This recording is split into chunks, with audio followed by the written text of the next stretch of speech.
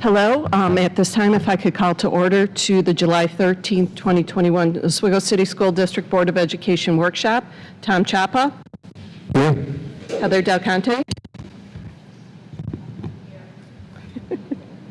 Pamela Dowd. Here. Lisa Gordon. Here. James McKenzie. Here. Sean Onmek. Here. Linda Serino. Here.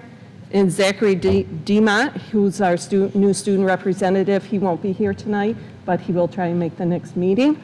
At this time, if I could turn the meeting over to the superintendent for the superintendent's report.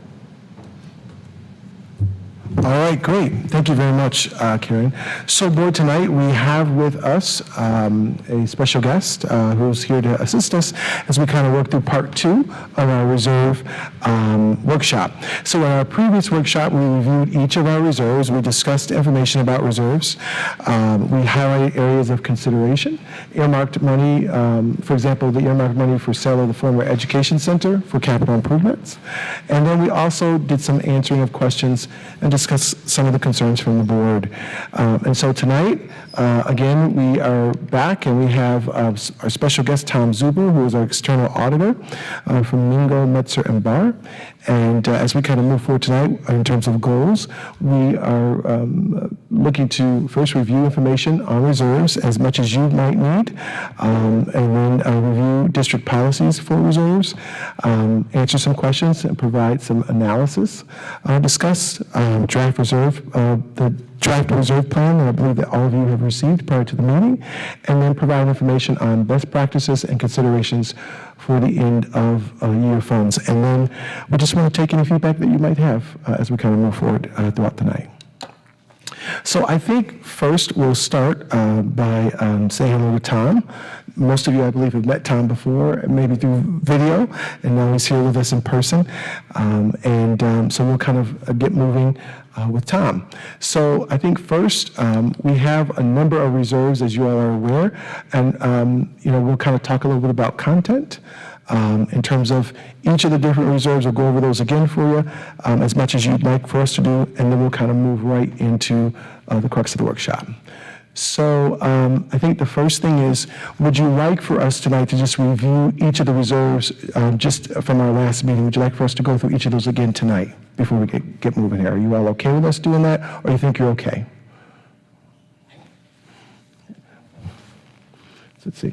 What, would you like for us to review? Or not to review. If you want us to review, maybe give us a thumbs up. That might help us. Thumbs up. People would like us to review each of the reserves and the requirements that go with them. Okay. No, everybody's good. All right. So then I think what we'll do is we'll just kind of move forward.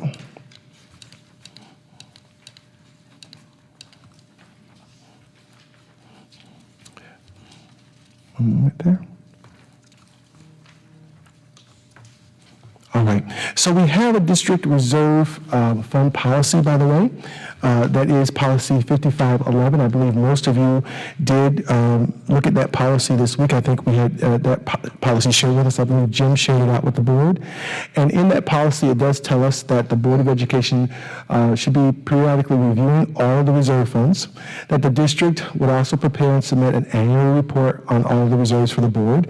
And in this report, it should talk about the type and description of the reserve funds, the date that the reserve fund was established and the amount of each sum paid into the fund, the interest earned by the reserve fund, capital gains or losses resulting from the sales of investments, the total amount and date of each withdrawal for the reserve fund, the total assets of reserve fund showing cash balances and schedules of investments, and then analysis of the projected needs for the reserve funds.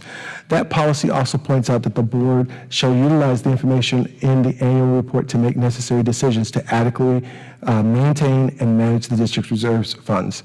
The superintendent also would work with the board to develop any necessary and or appropriate regulations to implement the terms of the board's policy. So here are the reserve balances, and I'm going to have Nancy just go down, and if she can just review, please, what the balances are in each of the reserves. Certainly. So in our workers' comp reserve, we had $355,401. Unemployment insurance reserve, we have $3,374,665. This does not reflect the amount of money that we transferred yet from, for the computers, so that will be an entry at the end of the year. The employees' retirement reserve has $2,526,774. The teacher's retirement reserve has $550,000. This is a relatively new reserve, which was just created, I believe, in 2019. Liability insurance reserve has $1,570,838. The tax certiorari reserve has $1,034,491. The post-employment benefit reserve has $2,195,240. And the capital reserve has $75,042. The total of all of our reserves are $11,682,451. Okay, quick question, please. Sure. So Nancy said the unemployment reserve did not include the money that we took out and transferred to BOCES to pay for the technology. Does it not also include, or does it, when the audit came through in the fall, where there was a surplus that was found that I believe we placed into that account? Is that not reflected in that? Am I not remembering that correctly? I'm sorry. I got distracted. We're just trying to, there was an issue there. We're doing good. Go ahead, That's fine.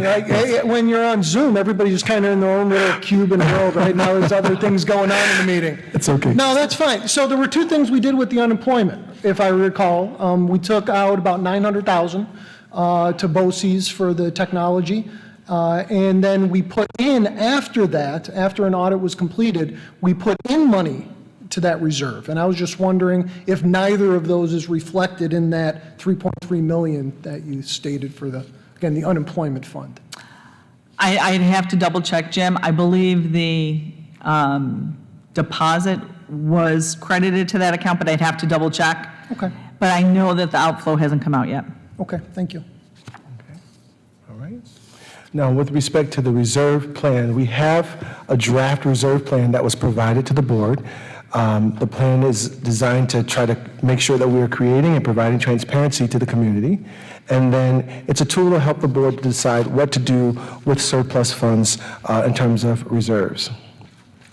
At our previous recommendation, our previous meetings prior to the last one, we had made a recommendation, and that recommendation was tabled, and that was to fund the unemployment reserve up to $3 million, and then fund the TRS reserve up to $300,000. Tonight, you'll hear us talk a little bit about a new recommendation, which is actually focused on funding the capital reserve up to $2 million, the TRS reserve up to $550,000, and then funding the workers' compensation reserve up to $1 million.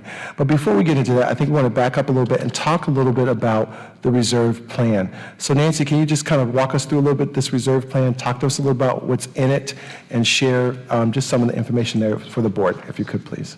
Sure. So this plan was created as a tool to help the board understand what each reserve is, when it was created.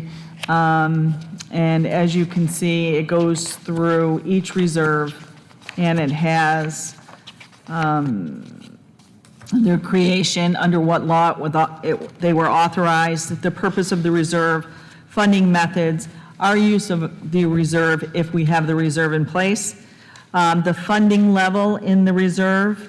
Some of that might be restricted by law, and some recommendations that, I think that we should have that funding level too, if the board approves.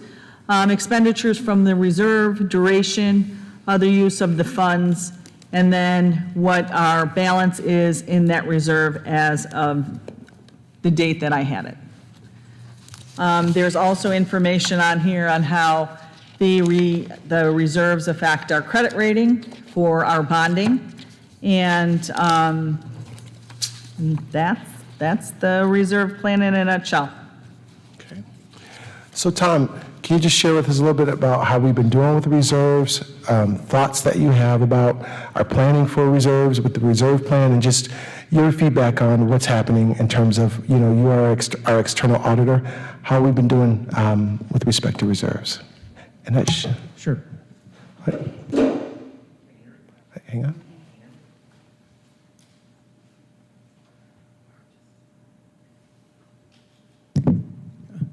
Can you hear me now? Yeah.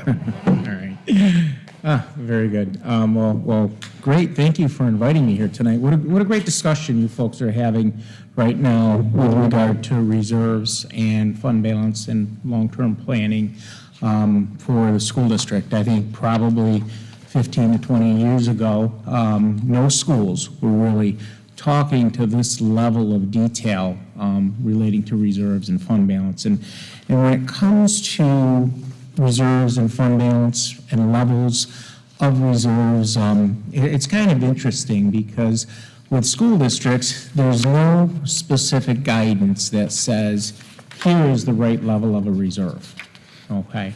What there is guidance that suggests that school districts need to determine what is the right fit for your particular district, okay? So that really is what the discussion is about reserves right now. And that's where this reserve plan comes into play, because what that does is it helps you document the discussions, the recommendations by management, and then the board's understanding and acknowledgement of what your comfort level is with particular reserves and fund balance. And that's really what we're doing here with this reserve plan, is the reserve plan. And it's kind of interesting because I go out and I actually present throughout the state different types of reserve plans. And we have a very basic reserve plan for maybe smaller districts that maybe don't have a lot of reserves or in the beginning stages of developing their reserves. And then we have this more detailed reserve plan, which is a very good reserve plan because it does talk about a lot of different information that really impacts the school district. It talks about the district's philosophy relating to reserves. What is the comfort level? The objectives of funding and using reserves. Where money comes from that goes into reserves, right? Whether it's from surplus or other sources of revenue, okay? So it really does a very nice job in discussing philosophy, goals, understanding of the reserves, and then it really goes into a discussion of each specific reserve, which really comes down to where we get to what is the board's comfort level with regard to your reserves, right? And we all know that now that we have this property tax cap that's out there, right? Because we have this property tax cap, this reserve plan, this long-term planning really becomes very, very critical in the long-term stabilization, the stability of the school district going forward. Because, right, with the property tax cap, if you need revenue, right, you can only raise it to a certain level, right? So you have some resource challenges. So if you develop a very solid long-term reserve plan, these reserves will help maintain that long-term fiscal stability.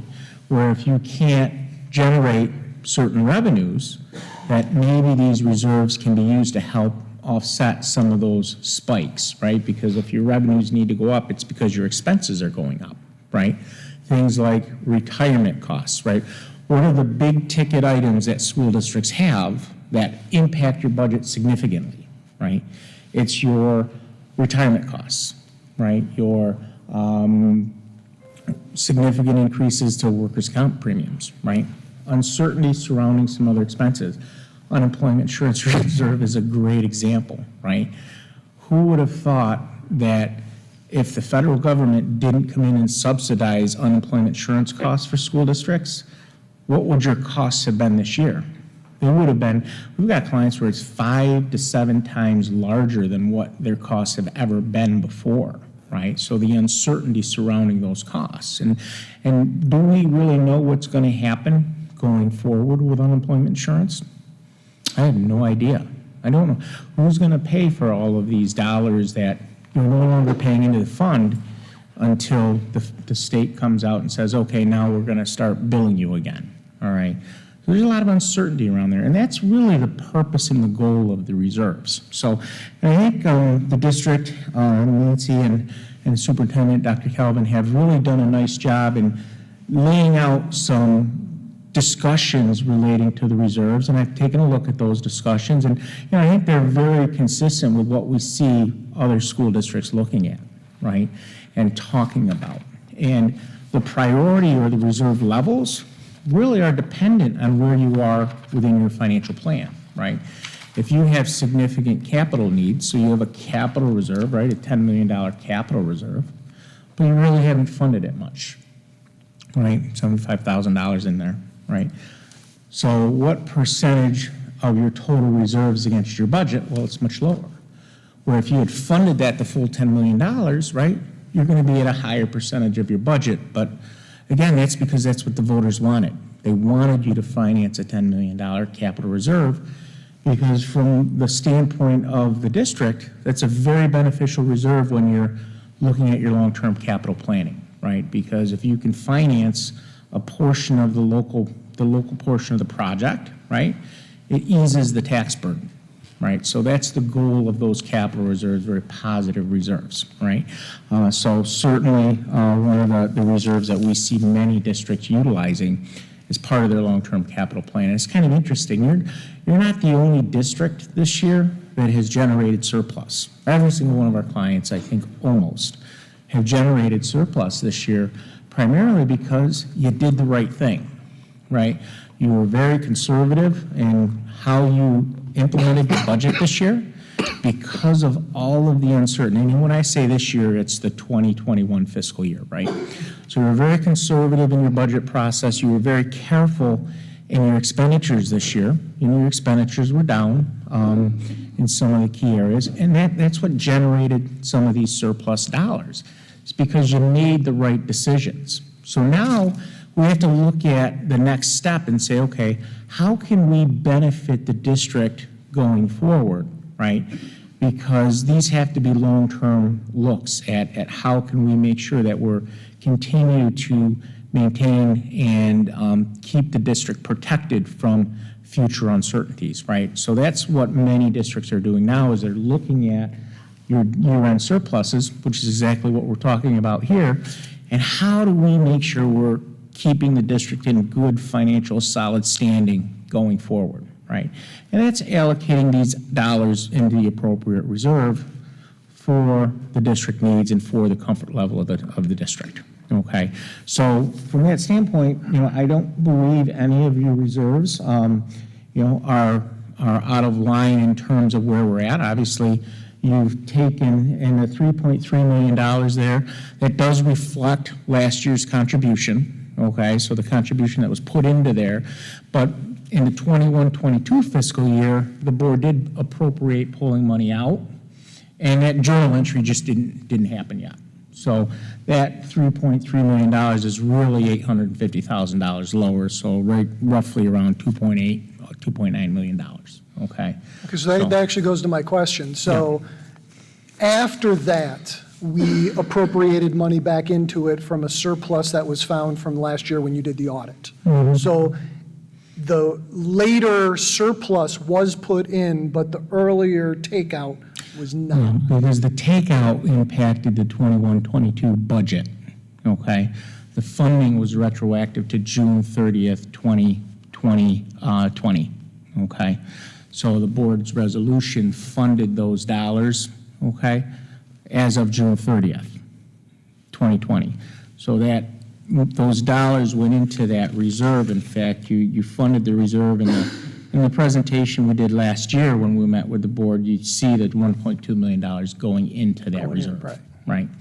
And that $850,000 impacted the 21-22 budget, okay? So those dollars come out of that reserve in this current fiscal year, all right? So you'll see those dollars when we present this reserve analysis, when we review the audit with the board at the end of the year. You'll see $850,000 coming out of that, because if you recall, the board acted on that in August, and you amended the 21-22 budget, okay? All right, so that's why you'll see it coming out in this current year, okay? Good discussion so far. Good questions. What other questions do you have on the reserves? Sure. Curious, working with other school districts, how you feel about that. I know the pilot, plays a part in what we can and can't do, but just curious how you feel about that. Yeah, it's a great question, and I think the district established that reserve several years ago. One of the challenges with that reserve, and we have a couple clients that have facilities within their school district. And one of the biggest challenges is how do you fund those reserves? And the language isn't really clear. And so we've spent a lot of time with the state. Actually, Mitch Morris, who is the attorney for the New York State Comptroller, we've talked with him, we reviewed how exactly you finance those particular reserves. And when you really read the legislation, it's very difficult to fund them because there's a calculation that's done, and then you have to pay more into that fund, or you have to have an escalation in your pilot or your funding in order to come up with the dollars that you include in the expense side of your budget to pay into the reserve. Very complicated, and we've looked at it in the past with other districts, and I think even with this district, and it really wasn't something that you could do based on where you were currently at, okay? And, I think your pilots right now, they're basically level pilots, right? And so there is no escalation, so you have to go back to that base year, and what was the base year and what is the pilot? And if there is a difference, well, then potentially you could add that to your expense budget, and then you have to have the revenue to fund it, right? And how does that impact your tax cap calculation, right? Creates some challenges, all right? So although it's a great reserve, and it sounds really nice when the state says, hey, for those school districts that have these facilities in your area, to fund it is very challenging. And they haven't really made that easy, but they don't tell you that. So, I think that's one of the challenges you folks have had, and it was a great idea to create it, but when it came to funding it, there was some challenges relating to that. And, we just would encourage you to work with your attorneys to develop that funding strategy if that's the direction you would go in. But that's what we've seen the challenges with most districts in there. It's a great reserve, but you just can't really fund it based on how you read and interpret the law. Okay? Sure. I have a question about that. So you said the base year, you said it has to be increasing from the base year. Is that the base when the pilot first went into existence, like the current pilot, or can we just choose a base year? That's a good question. I would say you really need to consult your attorney for the legal interpretation, but the way I read the law, the base year is when the reserve was created. When the reserve was created? Correct. So that's the way I read it. So regardless of when the pilots went into effect, it's when the reserve was created.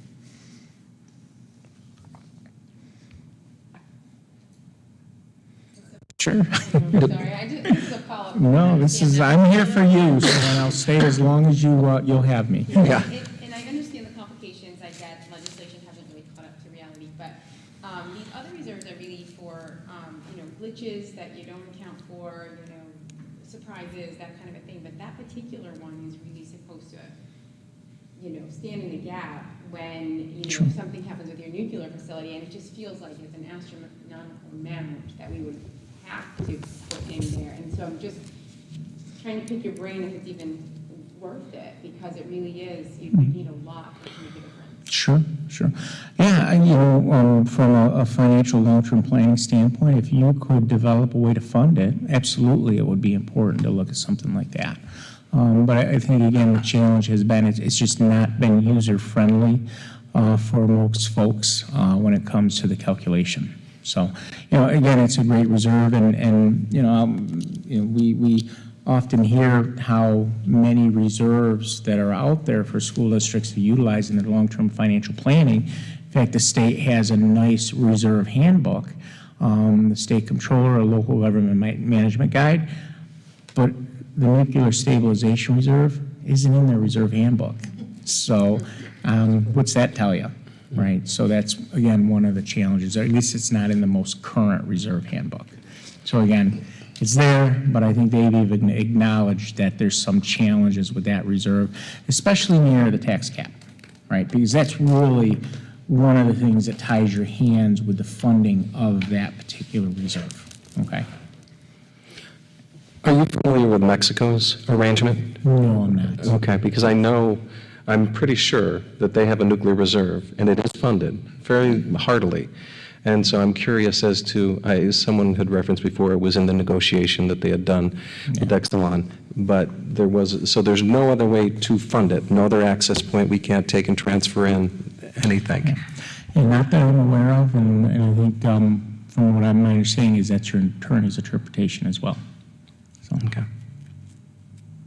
yeah, that's my understanding, and we've looked at it with other school districts and with their attorneys as well. If the legislation were changed into not being an escalating pilot, but a standard pilot, we would be able to, would that open the door, you believe, or would there still be caveats? Yeah, no, it's a good question. And Nancy had forwarded me some of the information that your attorneys had shared, and I took a look at that, my understanding is that's the language they suggested you folks lobby for, and when I read that, it just seems like it may work. There still could be some challenges in the way it's funded, because again, you're increasing expense, and then you got to finance that expense from something, right? So there could be some challenges there, whether it's fund balance or tax levy, right? So the concept, based on how they were discussing it in that draft or recommended language, appeared to make it more flexible. Yeah. Yep. So I'd like to go back to the tax cap that you mentioned, and being restrictive, I should say. In the plan, as I was reading it, I came to the section on that, and it seemed apocalyptic to me, stating that these caps restrict long-term revenue growth to less than long-term growth of expenses, and this trend will eventually turn budget surpluses and deficits. That's a very definitive statement, not an if, but a will.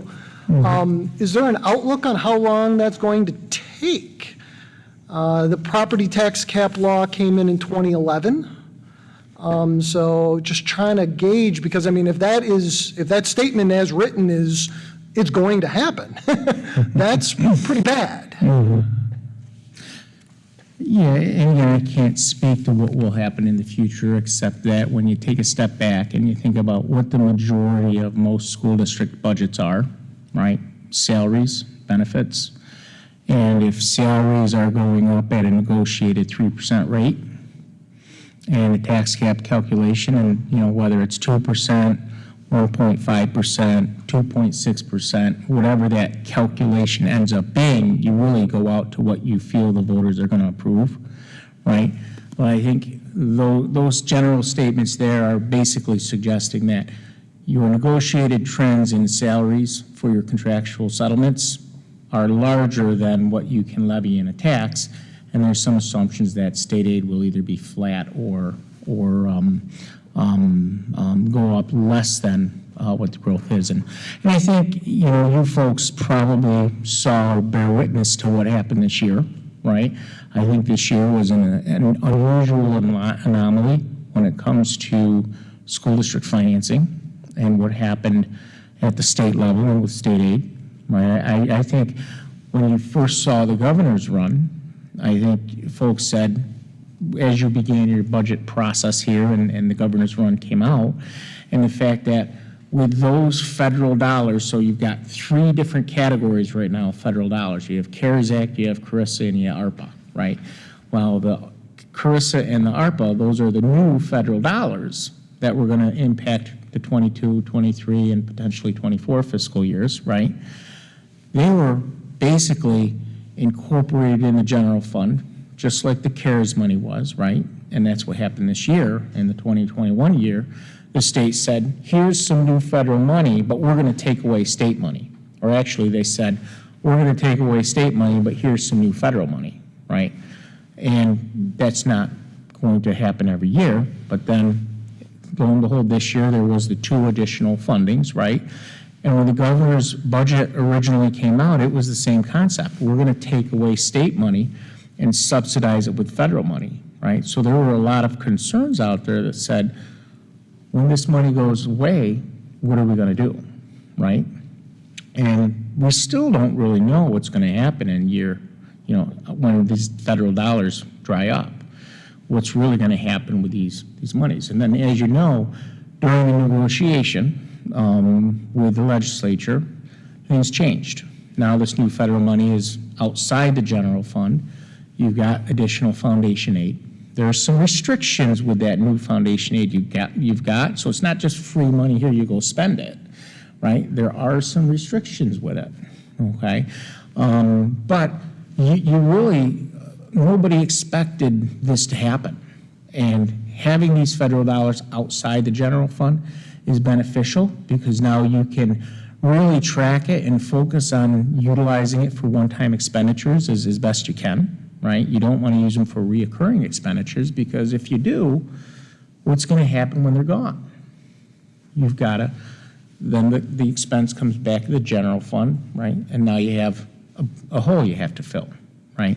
So I think, that's where that comes from, is the concept going back when you negotiate contracts, what is the average increase in salary, right, compared to what is the tax cap, the increase in tax cap, okay?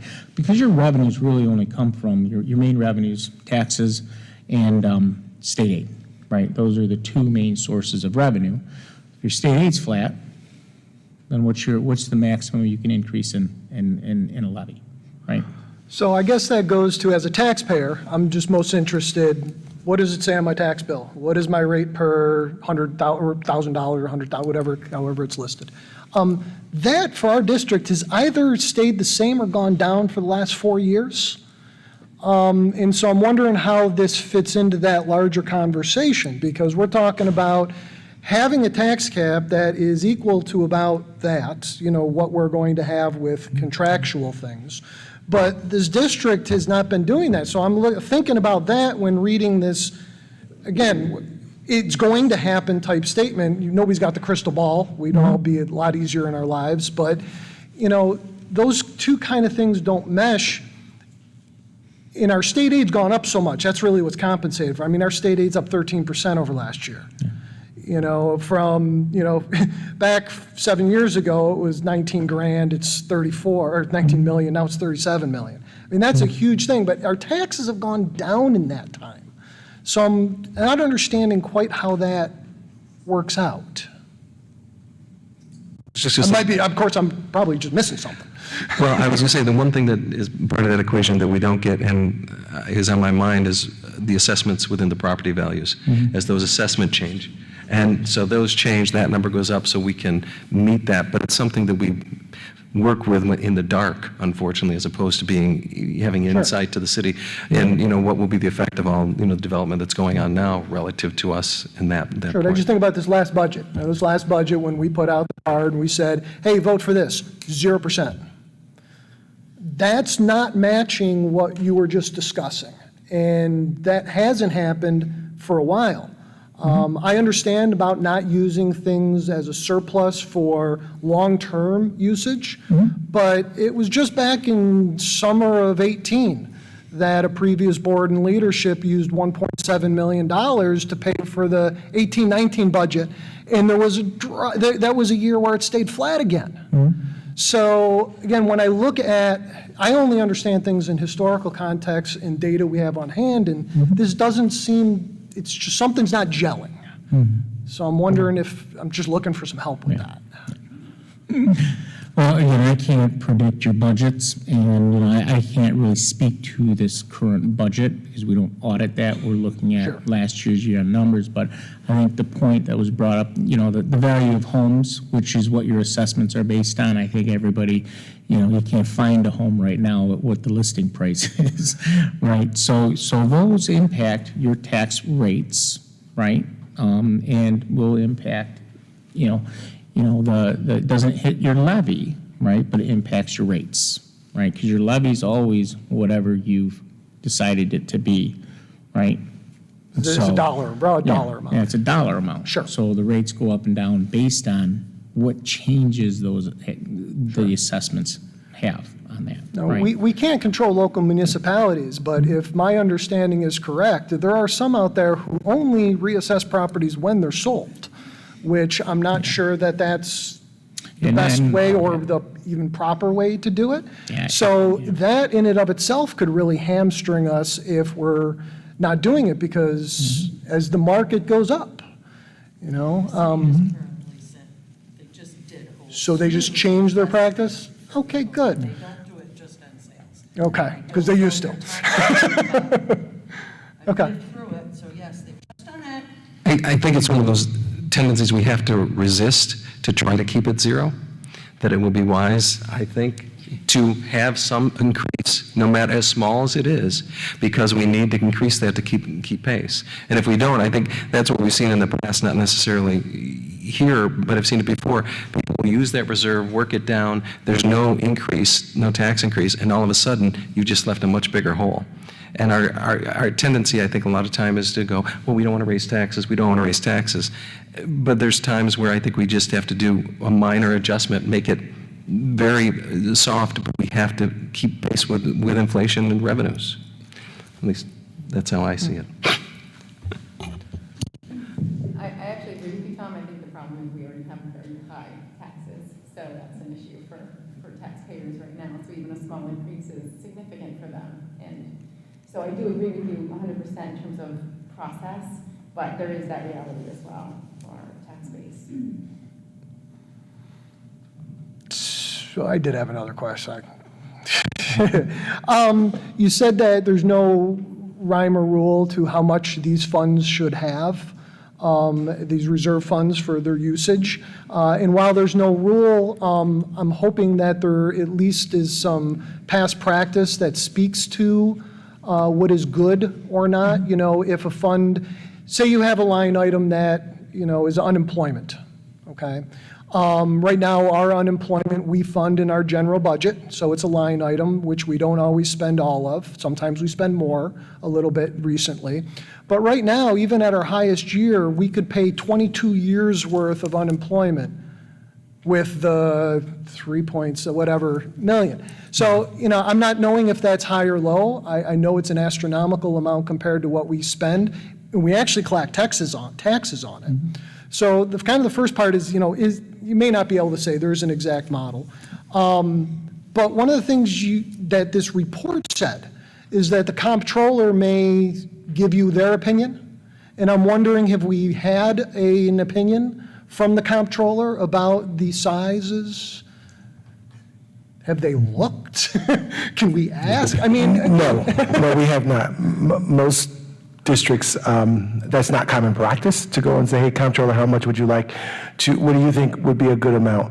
I would say, having been in a district formally around, that where a comptroller group came in and looked at reserves, what we were told was you got too much in your reserves. So what I experienced was the district, they spent down the reserves. $10 million worth of reserves, and your former company actually audited us, my former district, so I think you may know some of this. So we took their advice, and unfortunately, sometimes the advice is pretty much any amount is too much, right? So that particular district spent down $10 million worth of reserves, and then the very next year, the comptroller, same group, came back and said, now you're susceptible to fiscal stress because you spent all of your extra and you spent it too fast, and then other things started to happen throughout the district. So, there was issues with capital construction work that needed to be done. There were certain things happening in the district in terms of liabilities, unemployment matters, all those things started to now come out of kind of no place, and the district didn't have that amount of strength. I don't know of any districts where they kind of reach out and say, can you tell me what the right amount is in my budget or in my reserves that I should have? Generally, it goes with what the needs are, what are the issues that the district is facing, kind of like, as a board, you have to kind of think about what we're going through, what's on the horizon, right, and kind of go from there. But generally, no one that I am aware of, I could be wrong, goes out and says, hey, comptroller, tell us, what amount you think we should have, and what amount we should get rid of?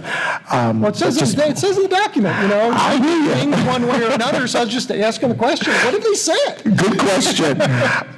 But to answer your question as best I could, I don't know of any district that does that. Now, Nancy, you may know something different than I do, and Tom, you may know something different. But My understanding is they won't do that. They won't do If you it. say, can you come in and assess our reserves, they won't do that. So it's under their normal thing, if they think it's too much or too little, under their normal practices, they might tell you? So, What- Yeah, what, oh, so in my experience, what the state comptroller does is they'll say, they'll give you recommendations, right, in their reports. And they'll say, we think that your reserves are too high. The district can always put in a response back to any state comptroller report on anything, any findings they may have. And I've seen reports where the state comptroller has said that some reserves are too high, and the response from the district is, the board and management feel that the reserves are appropriate for a district our size based on our reserve plan. And that's the response. it goes back to like what Tom was saying before. You know, I don't know that there is a book that's out there that says this is too high, this is too low. It's kind of like subjective, and it's dependent upon sometimes who you get to come in and do the audit with you from the comptroller's office. Where the reserves are concerned. I don't know of any litmus test, so to speak, that can tell you this is too high, this is too much. But I think it kind of goes back again to what does the board see is acceptable, not acceptable? What are our long-term needs, like capital improvements across the district? What's on the horizon, right? What are things that we need to kind of be ready for? And also, what flexibility do we need in terms of funding for the future, right? If something's coming at us, what reserve can we utilize to kind of help us with that flexibility? All those things come into account. So I'm trying to answer your question best as we can, Jim. I don't know that there is a good answer for it. No, and I get that, and I'm a scientist. Sometimes there aren't answers out there until you find them. And what it sounds like is that what at least I'm hearing is that we need to come up with our own plan and our own comfort level based on what we know of ourselves and foresee in the future. So to me, the logical thing would be to ask, in the last 3, 5, 10 years, how have we had to use our funds for the purposes that we're speaking of? And I'm not asking that you have that answer right here and now, but you know, if you're going to try to look and see what could happen in the future, one of the best ways is to look at the past to figure that out. So, I mean, and when we talk about, you know, I've been making statements for a decade or more in my position of, don't worry, there's nothing that could affect this. There's nothing that could affect this. And all of a sudden, the pandemic hit. And I had to go to people and go, I swear, I never thought of that. When I said this, I didn't contemplate that, right? So we've gone through a pandemic. We've gone through the worst economic downturn since the 30s, 19th, right? We've seen a lot of differences in growth and falling in the last 10 years or so. So I think for at least me, if we're going to be asked to be making some of the, and it just doesn't go to this money right here, right? It goes to how we're framing our future budgets, right? So it'd be interesting to know how that has been, how have these funds been used, if at all? So the only comment I'll make regarding just in terms of when we talk about reserves and your reserve plans and the importance of being forward-looking, you know, certainly we can base certain things on what's happened historically, but I think that's one of the challenges. And what you don't, as a school board, have the luxury of is looking backwards, right? Most of the state comptroller audit reports that come out when they're being critical of school districts are after-the-fact reports. They have the ability to look backwards and say, oh, well, if you had done A, B, C, and D, this would be the results, right? So where the challenge you folks have is your reserves are there for specific purposes, and I'll just use the employee retirement contribution reserve, the teacher's retirement contribution reserves. The purpose of those reserves are to help alleviate any significant spikes in those rates, okay? So a 2% increase in the rate, so if you go from 16% of your salaries to 20% of your salaries or 17% of your salaries, which it has happened in the past. The rates have gone up that dramatically. That's going to impact your budget much more than 2%. And the idea is that these reserves will help soften the increase, the first 2%. Anything above 2% you can add to your tax levy. It's an exclusion from the cap calculation, but that's the role of those reserves. So you may not have had a large increase in the past 10 years in those rates, so you haven't maybe had a real need to use those reserves. But again, when you're developing and looking at your reserve plan, you're looking at what could happen in the future with those rates. And again, this goes back into the 80s, when 80s and early 90s, when those rates went from 4% all the way up to, I think, 22% is what the TRS rate went to, and then back down to where it's settled at now, and it's been kind of going up and down or staying within a range right now. But that's the goal of these reserves, isn't necessarily, well, yeah, certain things may have happened in the past, but these two reserves in particular significantly impact your budget. So being forward-looking on those is really where you want to be. What could happen if there's a 2%, more than a 2% increase in the rates? And that's where I would encourage, and what I encourage our clients, and what I encourage when I give presentations on these is that, we encourage our clients to be forward-looking in what could happen versus what has happened. Because I think, again, going back to the unemployment insurance example, your unemployment insurance costs were $10,000 a year, maybe not this district, but on average, so you have X number of years in the reserve, but the first quarter bill for Oswego City School District after the pandemic hit, I don't know if you have it offhand, but I'm sure it wasn't $10,000. I'm sure it was significantly higher. And what's happened this year is the federal government came in and subsidized it. So they basically bailed school districts out on the unemployment piece of it. But again, we don't know what's going to happen going forward. I don't know what you're going to have to pay in for all of these months where the feds subsidized you. So that's what we would encourage, is still being forward-looking. Obviously, you can based on past trends or historical information to try and give you that idea. But we always kind of encourage that, make sure you're developing your plan, being forward-looking. And when you're using the reserves, it's okay to use the reserves, but you want to make sure they're in long-term manageable fashion, right? You don't want to use too much all at once, because when those reserves are gone, where do you get those dollars from to replace it, right? So you can utilize them. The other things we often talk about is take a look and realign the reserves, because some of those reserves, in case in point, the unemployment, they're a little more flexible than other reserves, right?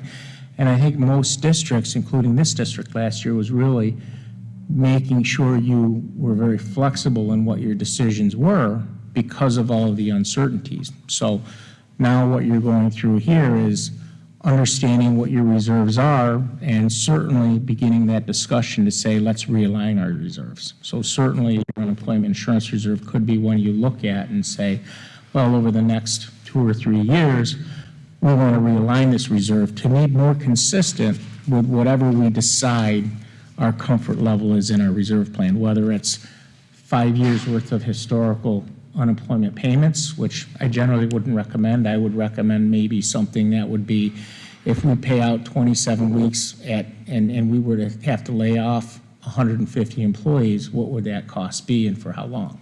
So looking at different ideas when it comes to the methodology behind your reserve levels. You okay? actually are doing exactly what I was hoping you would do, if not having exact numbers, which I didn't think you'd have. Of course not. But this is exactly the kind of conversation, because if we've, and And I think this probably will go into further conversations, just because we do have a regular meeting after this. But just based on what you said, let's talk about the state retirement, right? If the state retirement, which is a line item we fund usually at about $1.2, $1.3 million a year, okay? If we see a 10% blip on that, not even the 2% you talked about, let's say there's a 10% blip on the 1.2 million, that's $120,000. We have $2.5 million in that reserve account right now. So at $120,000 per yearly blip, we've got many, many, many years worth of blips built into something. And so I guess that's part of my trying to understand how these are set up.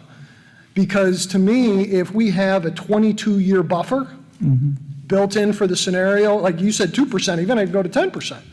That is part of the conversation I would like for us to have. And I'm not proponent of spending these down necessarily.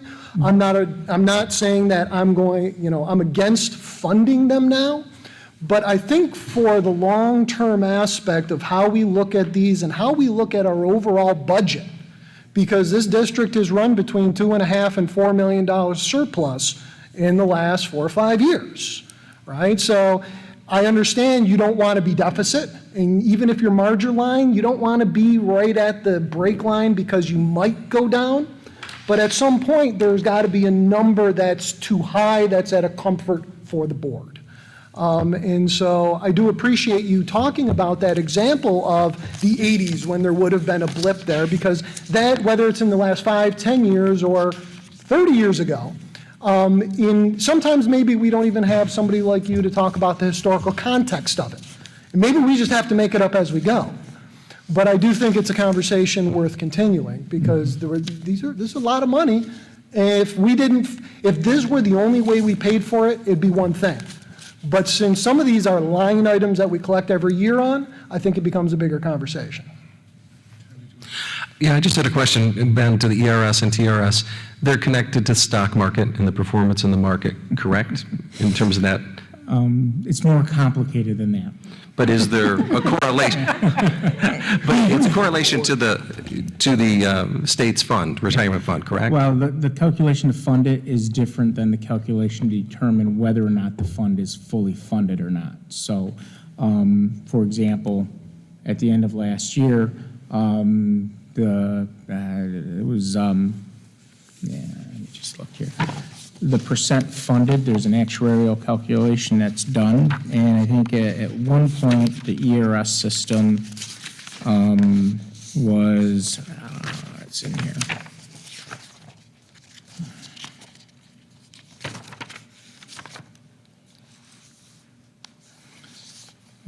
So in 2019, it was 96% funded.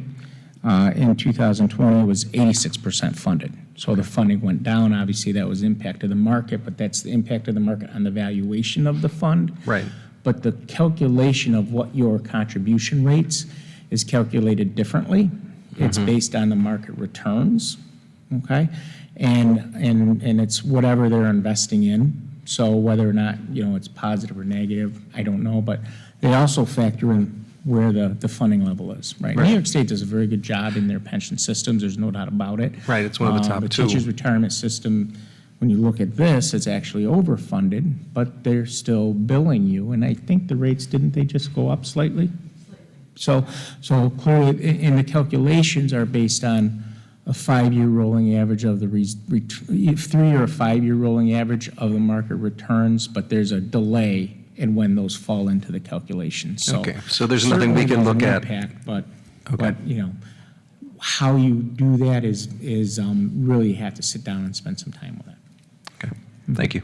Just to follow up on what Jim was saying, that I think, and Jim, I don't want to put words in your mouth, but kind of what you're looking for is justification for the levels that we're talking about. Because if we use your example, right, and you have, 10 years of a 10% blip, that's no longer a surprise. That's a trend, and that's a budget conversation, not a reserve conversation. So I think that's kind of maybe what we probably should all be looking for is, looking at these numbers, what would be the justification for setting it there? What are we thinking would be an anticipated or an unanticipated issue that would require that level of reserve. Yeah, no, that's exactly what I'm thinking. You know, the idea that if you are going to put money in certain places for certain reasons, you should have maybe even justification. From what I'm understanding, it's such a gray area that since there's no right or wrong, you make it up the best as you go. But there still should be some rationale on how we make our decisions. It shouldn't just be, I have 3.5 million left this year, so I'm going to put this here, this here, and this here. To me, there should be more of a thought pattern to it than that. And as a long-term thing, and as you said, Heather, if it is a 10% increase on something over 10 years, that's not a blip. That's something that we would have to actually budget in and explain to the taxpayers, we're doing it for this mandated state reason or federal reason, whatever it may be, right? But at the same time, if we look at this, rather than just keep funding and funding and funding, we should also be looking at the surpluses that we're generating in our budgets. And if the surpluses are too high, then we adjust accordingly. If the surpluses are too low, then we adjust accordingly. But I don't feel in my mind that we're necessarily doing it to the degree that now, having gone through this whole process for 1 year, right, and having seen some meetings in previous years I've gone to, I'm starting to feel like, and maybe it's a little dangerous, I'm like at that sophomore level, right, where you know just a little bit too much to be dangerous, but it's not going to make me stop asking. Because that's just who I am. But yeah, you're right, Heather. It's about us rather than just doing things and looking at, and if it's not a solid justification, at least it's an understanding based on our best knowledge to date. In terms of rationale, if you'd like to hear some rationale, we can do that now. Would that be all right with the board? Or? Sure. So there are three things that we are recommending. The first one deals with the capital reserve. Currently, I believe there's, what, $75,000 in the reserve? You want to talk a little bit about why we're saying fund it up to $2 million, Nancy? We do have some things that we do need to work on in the near future in terms of capital improvement. Go ahead. Sure. So we know that we had the soil project, the soil remediation project, and there is a local share that's coming off the back end of that. So if we fund capital reserve for future projects, we know that there could be a potential new project for the track over at the middle school. We know that some of our funding right now has increased in terms of our current capital project due to COVID-related manufacturers being backlogged and not producing and prices going up. So anything to offset the local share, we feel that if we started to fund the capital reserve up to the $10 million, that would be a good thing to do at this time. Funding the TRS reserve, as I said, that was a relatively new reserve. We can fund that up to 2% of last year's teacher wages. So we're suggesting if there's money to fund that up to $550,000. And if there's anything other than that, so these are maximums. So we don't know how much surplus is going to be at the end of the year until the end of the year audited financial statements are done. So we do our best to guesstimate to make sure that if there is surplus, our reserves are funded. And then the last one would be the workers' compensation reserve up to $1 million.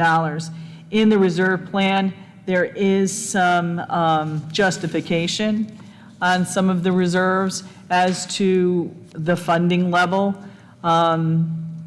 If the board wants to review that, but there is some justification that I came up with and for discussion. Nancy, for the capital reserve, is the plan to fund some of that $2 million with the district building sale money? No, so that money that money has not been transferred over. That money sits in the unemployment reserve. The $1 million, that's where we placed it because we did not have the capital reserve authorized at that time when we sold the building. So we had to make sure that the voters approved that first. And so the board, I believe, Tom, can make a decision to transfer from the unemployment reserve to the capital reserve without voter approval? Correct. So when we're looking at the unemployment line there, that has the monies from the sale in it. Yes. Yes. So there are, every district, especially a district of this size, every year, you're always looking at what are your capital improvement needs. Very soon, we'll be doing another building condition survey to look at the condition of all of our buildings. But there's always things that need to be fixed, always things that need to be repaired. And in our last board meeting, we talked a little bit about the track and some of the things that you might want to invest in and look into. And so our, thought is that if there's something like that you'd like to do, we wanted to recommend maybe putting something into that fund so that, we could kind of hold off on the taxpayers having to pay so much for it. It would be put into that account, basically. Again, the TRS reserve, 550 is the recommendation. Up to that, and then the workers' comp reserve up to $1 million. And again, that reserve is a flexible reserve, so if there's something that comes up, if there's some kind of an emergency, there's some flexibility in there as well. So those are our recommendations and justifications. And in the reserve plan draft that we gave to you, there is a narrative there that would help to explain also some of those things there. But those are our recommendations at this particular time. So, Dr. Kelman, I did have a question about the narrative, and it's actually a question of whether you're looking to make this recommendation now. The narrative talked about making some of these decisions in June. In our early June meeting, we had a discussion that we would be waiting until the audit is done. I know one of your previous districts had done it differently. This district had typically done it in June. You found out that it could be later. So I'm just kind of wondering where we sit right now. Sure. The audit timeframe, Tom, I can't remember the exact timeframe for the audit when that would be all set. So Jim's saying, listen, and I've experienced this. Can we wait to make the final decision until we know exactly what the amount is once the audit is all set? And I believe that we could. Yeah, so our general recommendation is generally best practice. So we encourage boards to fund those reserves up to a certain dollar amount as, June or as soon after June as you can. However, districts have done it in the past later and done a retroactive funding of the reserves effective June 30th. So you can choose to do that, but from our standpoint, and what we generally recommend is best practices, up to amounts in June or early July and August. But if you choose to delay it, that's something that we can work with. But again, we try and recommend best practice. So if the decision were made now, or made in June as a regular standard operating procedure, is that money then transferred at that time, or does it still wait until the audit's completed to know exactly how much money is done? Well, that's the advantage of using the up to amounts, because you've got a projected fund balance right now, but it may not be what the final number is. So that's why generally the up to amounts help give you a range. And let's say your surplus only ends up being $3 million. Then you would, the management would report back to the board what the final numbers were, but you wouldn't have to act on it because you've already acted on the up to amounts. So it's just more of a secondary communication that says this is what the final decisions were. So no monies are actually transferred until they're finalized of how much there is. Yeah, I mean, it's just a journal entry to move the money into the reserves as of June 30th. Okay. So why is it best practice to do it now? I mean, let's say it came in, and it's not going to. Let's say it came in at $1.5 million. We've left it to the management team to go ahead and do it up to each amount. But what if we knew we only had half the amount and the board said, well, then I want the whole kit and caboodle in the capital reserve? We've punted that to the management team to do that by acting before you know the numbers. Am I correct? Re-say it again. I get that look all the time. I think you've made, you get recommendations from management based on where they are, what they are recommending to the board, based on your current situation or your current financial condition. So you'd pass the up to amounts, and certainly the management could come back and communicate this is what our plan is. And if there's any concern about the plan, then you can certainly have a discussion about that. Again, you wouldn't have to react on anything because it would be a discussion before any financial statements are issued. So whether or not you choose to put, if it comes back at $2 million, whether or not you choose to put $500,000 in a TRS fund and the rest in capital, that's just the communication that you folks would have. But you'd have the authority to put in up to those dollar amounts. Thanks. Okay, any other questions on that? You good? Pretty good? So we did, just want to let you know that we did have some additional questions about the years around when these reserves were authorized, and those certainly are there in your packet there tonight. Again, what's the current cash balance there? That information is there. And we had a couple additional questions we'll go through quickly. Is the interest earned by each reserve fund? Is interest earned by each reserve fund? And the answer to that is the reserve funds are not segregated into separate interest-bearing bank accounts. Are capital gains or losses resulting from the sale of investments reflected in the reserve fund? The answer, the reserves are not invested in any fiscal instrument which would generate capital gains or losses. And then the next question was, where do we see the total amount and date of each withdrawal from the reserve fund? And the board approves, the answer to that would be the board approves the transfer into, from, and out of all reserve funds. These board resolutions are posted in the board minutes, and summary activity is reflected in audit reports at end of year as well. Okay? Okay, so if I may, because Yeah, I'm sure. the one who, Sure. I don't know if somebody emailed you that question, but I asked something similar to it in a previous meeting and actually discussed it about what would be a 5-year trend or a 10-year trend.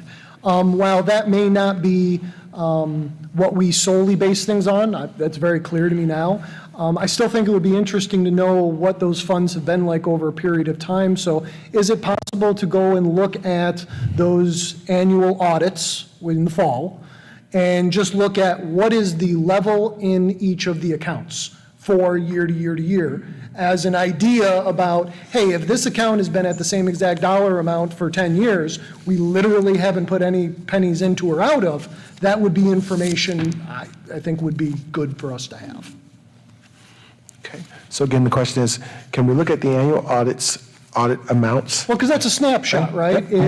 Rather than look at, because you look at this and go, oh God, who's going to go through board docs in every meeting and look at every resolution, what came in and out? That's absurd, right? That's too much work. So rather than that, a data point is a snapshot. Sure. If that is included in our audits in each fall, then just what is the total amount in each account over a period of time would tell us how we've been utilizing it in a big picture type scale. Total amount in each account over that. At the time of the annual audit, for, say, 5 years. All right. The 2018, 2019, and 2020 are easily findable if you search year-end audit on board docs. Okay. But it doesn't seem to go earlier than that. Yeah, board docs only goes back to 2017. If we have maybe hard copies someplace. Well, and one of the reasons I'm asking this question, because I don't like putting work to other people. I will do legwork when necessary.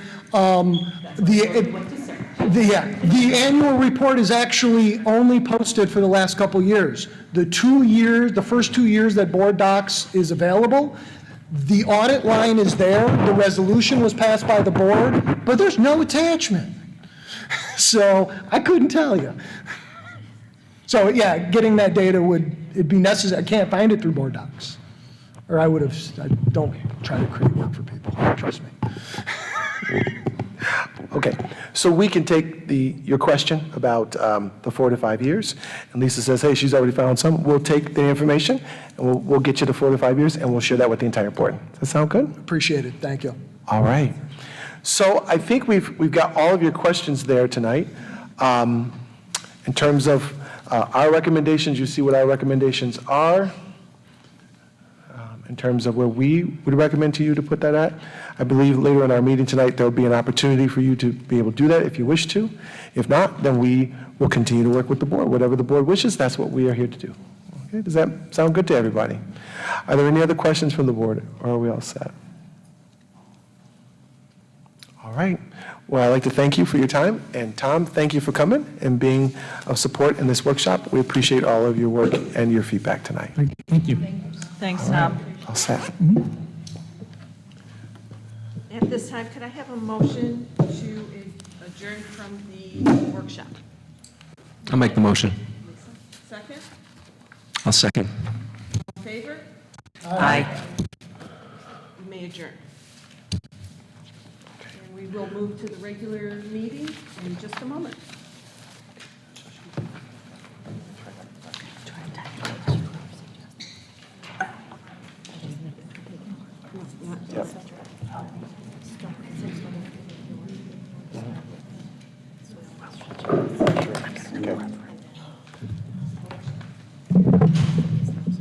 Okay, sure.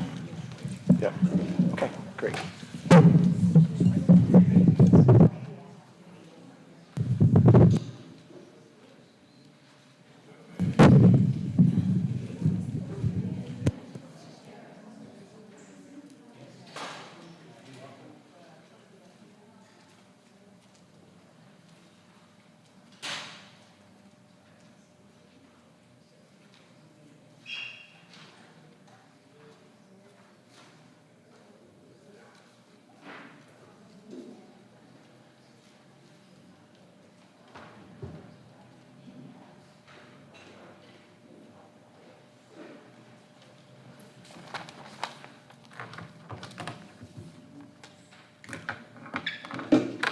Is it okay to start with that? It's okay. Okay. At this time, if I could, call to order tonight's regular meeting of the Oswego City School District. July 13th, 2021, Tom Chapa. Here. Heather Del Conte. Here. Pamela Dowd. Here. Lisa Glidden. Here. James McKenzie. Here. Sean Onneck. Here. Linda Serino. If you, thank you, Linda, sorry, I jumped ahead of you. If I could have you stand and join me in the Pledge of Allegiance. I pledge allegiance to the flag of the United States of America and to the republic for which it stands, one nation, under God, indivisible, with liberty and justice for all. Thank you.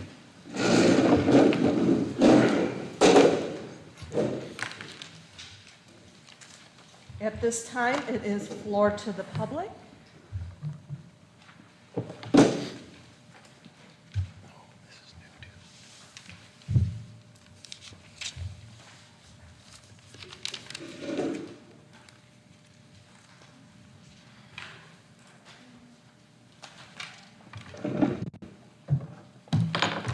Public session of the Board of Education. It is expected that speakers will conduct themselves in a civil manner and will be ruled out of order for any statement that constitutes a direct threat against officers, employees, or students of the school district, or that is obscene. No personal attacks will be tolerated, nor should any speaker address specific district personnel or students by name or suggestion. Questions or comments concerning matters that are not on the agenda will be taken under consideration and referred to the superintendent for appropriate action. Members of the community may comment on any matter related to the district business. The board president may request a brief description of the topic the speaker plans to address. Any group or organization wishing to address the board must identify a single spokesperson. Presentation should be as brief as possible, and no speaker will be permitted to speak for longer than 3 minutes. The first one is online from Kevin Erman, 75 County Route 31. I just saw that the school will be providing breakfast and lunch for the entire summer. I was just curious why this is happening and where the money is coming from to pay for the meals. I understand some families are in need of these services, but some of the families are receiving benefits from the state as well. Minetto has been begging for a playground to be built for years and could use the funding. And if the money is being spent on those meals instead of the playground, that has been asked for by the public and taxpayers for years. I feel that it should have been spoken about before the decision to pay for the meals was decided on. Next one is Stephanie, I can't read your last name, I'm sorry. Stephanie Haynes, Yep, come on right up to the microphone. 387 Dutch Ridge Road. Yes. There And was just- supposed to be 4 of us, but. Just like the. Can you hear me? There you go. Okay. Bear with me. There's a group of us, but of course, they couldn't show up because of timing, so I will speak on their behalf. My name is Stephanie Haynes. I am part of CNY Informed as well as our OFF group. Our mission is to inform, connect, educate, and protect freedom. I am the voice of all the schools, the parents, the teachers, the children, and every resident in this county that could not be here today that oppose all mandates and is suffering in view of current situation. We would like to work with you. What can we do to ensure that our children are not masked in the fall, or not coerced or forced to receive an experimental vaccine or made to wear a scarlet letter mask if the choice is no? Emotional, sorry. We have mailed out packets to each one of you, and they will be delivered on July 15th. I am very hopeful that you will all review the content in the packet. They have real facts, real statistics, and they're from our local health department as well as the CDC website. The masks need to go, and our children need in-person learning 5 days a week. It's time that we look at the real numbers. Thank you.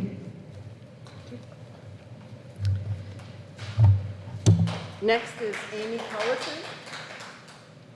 Amy Culleton? Oh, okay. Art Bennett?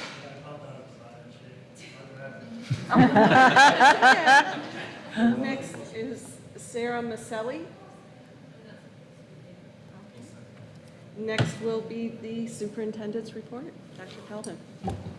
All right. Let me start by saying thank you for your feedback from those from the community. I appreciate your feedback, and we will certainly be in touch with the public very soon. We are working through all of the information that is coming out from the health department. It's been very slow, I would be quite honest with you. But I can say, no matter what, we are very dedicated to trying to get our kids back, and we're working diligently to get everybody back here 5 days a week. That's what we're working on right now. And we're waiting to see what happens around the masking, so I just wanted to share that. But we are definitely working to have everybody here 5 days a week. It's important. Secondly, I just would respond in terms of the breakfast and lunch, please, for summer. So, there are some mandates around feeding children right now across the state. We've been told you have to feed kids, basically, who don't have the resources because we're in COVID-19. Districts kind of all last year, and we know, I believe this year too, if I remember correctly, Nancy, that has to be done.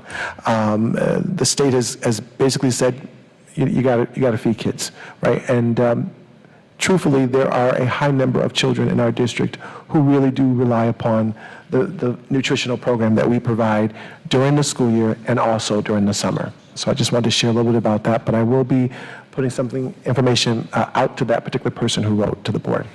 Tonight, I'd like to shift gears for just a moment. We have a number of guests with us tonight. I'm going to start out with Craig. I'm going to ask him to come on up to the microphone. Before he comes, I'm going to ask if Ryan can just wave at us. This is Ryan Lanigan, everyone. Ryan is the new principal at our high school, and he has been here with us before June. He was here pretty much every other day. On Wednesdays, he was here working with our staff, and he has been really working really diligently with the team that is there. So we welcome him, and we just wanted him to be able to say hello to the board tonight. So thank you, Ryan, for coming, and it's great to see you tonight. All right? Okay. All right, so Craig is here with us, and we're going to have Craig start, and then we have another group that will be with us in just a moment. Thank you for your patience. So as you know, we are working on the emergency soil project. At our last discussion, there was some concern with the project. The concern involves this mucky layer that is just kind of giving us some challenges right now. And since the last board meeting, the capital construction team has been meeting together to kind of just talk about, the concern, and I know that King & King and our project manager has been talking about options that are available. And currently, There is an option that is being looked at. It's the GeoGrid option that Peter talked about in our last board meeting. It involves this GeoGrid, and I'll pass it around so you can kind of see what it is, and then we'll have Craig talk a little bit about the option a little bit. So you want to share a little bit? So when we discovered this, it was, again, another shock for that field and the experiences we've been encountering throughout the project since we've discovered the contamination issues. We immediately requested that the contractor kind of provide us some options to how to handle it. There's approximately a 12 to 18-inch layer of what we call silt. Silt is almost like a powderized sand, and when it mixes with water, it has no ability to support anything. And the major issue, I think, is more than it existing there, but its ability to allow the progress of the remediation work to continue, because the equipment cannot basically manage the site to get to the piles, to get to the removals and those types of things. The contractor initially proposed basically handling it the same way they're doing the soil removals. They were going to haul it out and just have it removed and managed at the dump, similar to some of the clean fill that we're removing and handling off-site. The problem with that is you're paying by the ton, and as it's silt, it's probably at least half of that percent is water. So we didn't like that we were going to be spending a lot of money to, one, not be getting rid of hazardous material, but also to be getting rid of a lot of extra weight just to keep the progress growing. So we brought our engineers, Barton Judas, Appel Osborne, together, and we had a couple emergency meetings to kind of brainstorm other options that are out there. There's a company, Soil Solutions, that is working right now. They're the company that's actually doing the remediation mixture, where they're applying material to the contaminated soil, which binds it. This is kind of some of the things we talked about before. There's other types of geotechnical processes that they use, such as inducing lime or other materials into it, which almost binds it and makes it like cement. So we investigated that, and then this other option of the geotextile, which looks to be a more reasonable direction to go in. As you know, I think Nancy put it perfectly the other day when she was talking to me, it's like a snowshoe. So it's providing this membrane system over that silt area, providing a little bit of a stone base on top of it, and that will stiffen it up enough to allow tracked vehicles to access the site and continue the remediation work. So right now, excuse me, I wish I had numbers for you, but I don't. But in magnitude, it's kind of in the way I just described it, where we either do a full removal or we do an in-place or in situ treatment of it, or we'd consider this geotextile. And all those numbers are coming together with the contractor, and then we'll have something to present to the district once we have that finalized. So we hope to have that soon. I wish I could give you an actual date, but I don't like to do that when I don't have a clue when the contractors will have it to us. So with that, any questions? Yeah, there. I'm just curious how much time you feel this particular problem is going to lengthen the whole process. Is there any estimation as to, I know this kind of puts a glitch in your projection, but is this going to be done for school starts? We're still planning on that. Now, as we discovered this, the contractor's been trying to work ahead, and we're fortunate that there's enough other work on site that they've been able to keep busy, and removals and the number of truckloads coming off. So we're hoping that it's not going to be a major detriment to the schedule. But I think once we know the impact of the geotextile fabric, and if that's the direction we're going, the time associated with it, we'll be able to give you a more accurate. But as far as we stand right now, the contractor has not examined and said that it's an issue with them. Craig, it was structural that we're talking about right now, not in terms of any kind of material that needs to be removed, correct? Correct. It was all encapsulated there before? Yes. And was structurally fine? Yeah, if you consider it, right now underneath this, there's a thick layer of clay. which is not letting the water, of course, leach through it. And it goes right up the wall, so it's almost like an in-ground pool. And on top of that in-ground pool, you had another 6 to 8 feet of soil. And it was almost like it condensed it, it compressed it to a point where it was a layer that, couldn't move or shake or do anything. Once we started to remove the upper soil layers, that's when it was able to kind of expand and ooze, and the water was able to migrate to a point where it could actually make the silt unable to support it. Right. So I know you've moved in the areas and kind of concentrated to the smaller areas. There's not a way to do that with material onto it, or is it just pushes out, oozes out underneath? Exactly. Is that what happens? Exactly, Once because that's we've on top- lost the supports. encapsulation. You would almost have to do it all at once. Right. And that you work over here, and it's what my mother always called a sploogey. It just goes out the other end. So, unfortunately, we can't do that. But that was definitely something we considered to say, can't we even just bring in tons of stone and give you access? But then all it's going to do is go to the side and create other issues. Okay. Thank you. All right, board, so if there are no other questions, what we will do is continue to keep you informed. I will, in our weekly communication, let you know what's happening. As soon as we know more about pricing and the time frame, I will certainly put that information out to all of you all. Okay, so we will stay in touch with the whole group. All right, we just wanted to give you an update so you know where we're at 2 weeks now later. Thank you, Craig. Great. Thanks, guys. Sorry, I did have one more question. Go for it. I'm sorry. How late do we have to get this done, to get the sod in order to get the 2 season growing seasons in? We've been using the schedule to push the contractor for school opening. As far as the sod, I've seen sod installed, and Corey we can elaborate on this a little bit further, up to or through October. Right, but we have need enough two growing seasons on it, You're going to correct? need 2 growing seasons on that, so you won't have it this fall and you won't have it this spring, so you'll have it, I think we talked about the summer of '22 being able to use it for practices or... Right, but if we had gotten to it in June or whatever, we would have the summer and the fall season. That was the intent, yeah. Okay. Yeah. I think we always gave the conservative schedule, not knowing where we were going to fall into the seasons on that, so. Okay. Thanks. Okay. Good. Okay, everyone? Everybody good? All right. Great. Thanks again, Thanks, Craig. guys. Good to see you. Great.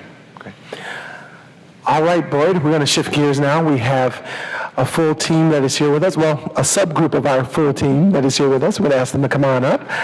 And this tonight is our strategic planning team. Let me see if I can get the PowerPoint up there for that.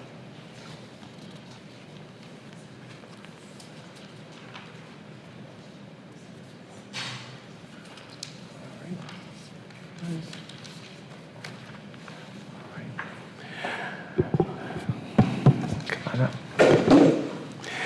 And so we had nearly, I believe it was 24 to 25 folks who are working with us consistently on the district's new strategic plan. Some of them are here at the table, at the board table with us as well.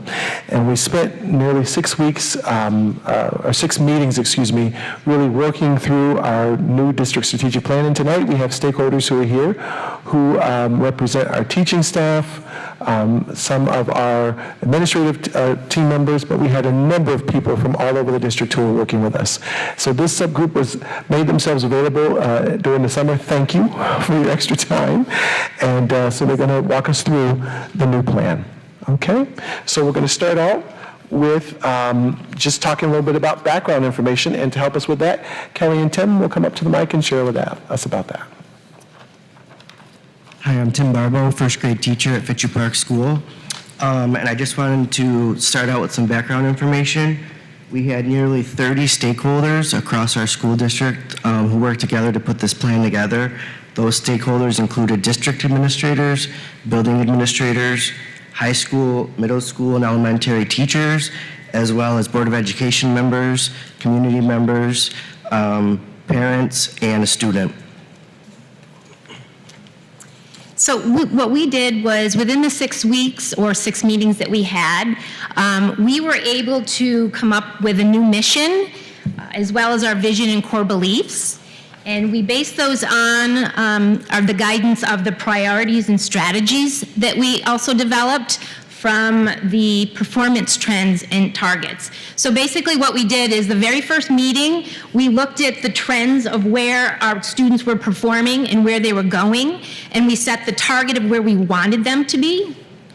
And then from there, we came up with our priorities. You know, what do we want our students to achieve? And obviously we had to have a plan, so that was our strategy.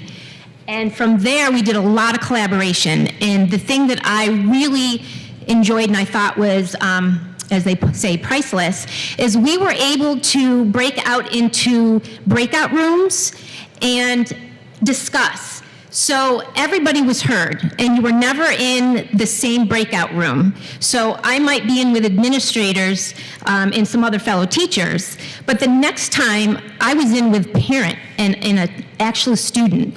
So we were really able to get the perspective of everyone. So it was definitely a learning experience. And with all that information, then that is where we came to our final journey, which is why we're here tonight. So that would be our new mission and our core beliefs and our vision. And as Kelly said, there's been a widespread buy-in from all members of this team. So we spent 6 days, 3 hours a day, where we were really going back and forth, tossing ideas around, reviewing the ideas. The facilitator was wonderful. He basically, you know, if we were spending too much time on one thing, we would take a break from it and come back to it, putting a lot of thought into all the processes that we were going through. So eventually, at the end of the day, all the people on this team came together with the buy-in for this strategic plan. So as Dr. Calvin had said, we are here collectively to present our plan to the board today for your approval.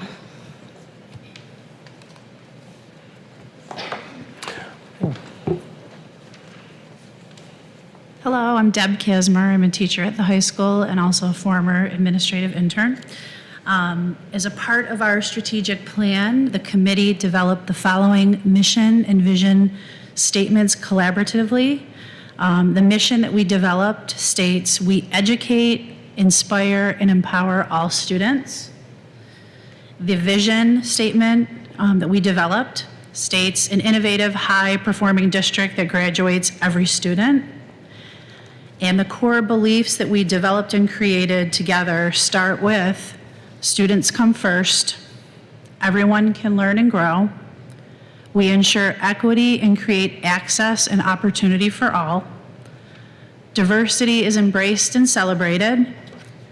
We provide a safe environment that supports and engages learners. Everyone is treated with respect and dignity. We value honesty, integrity, and perseverance. Data and evidence inform our decisions. We promote creativity and innovation. Community, collaboration, and partnerships are vital to our success.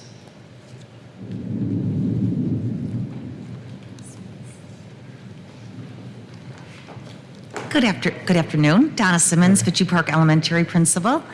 Thank you.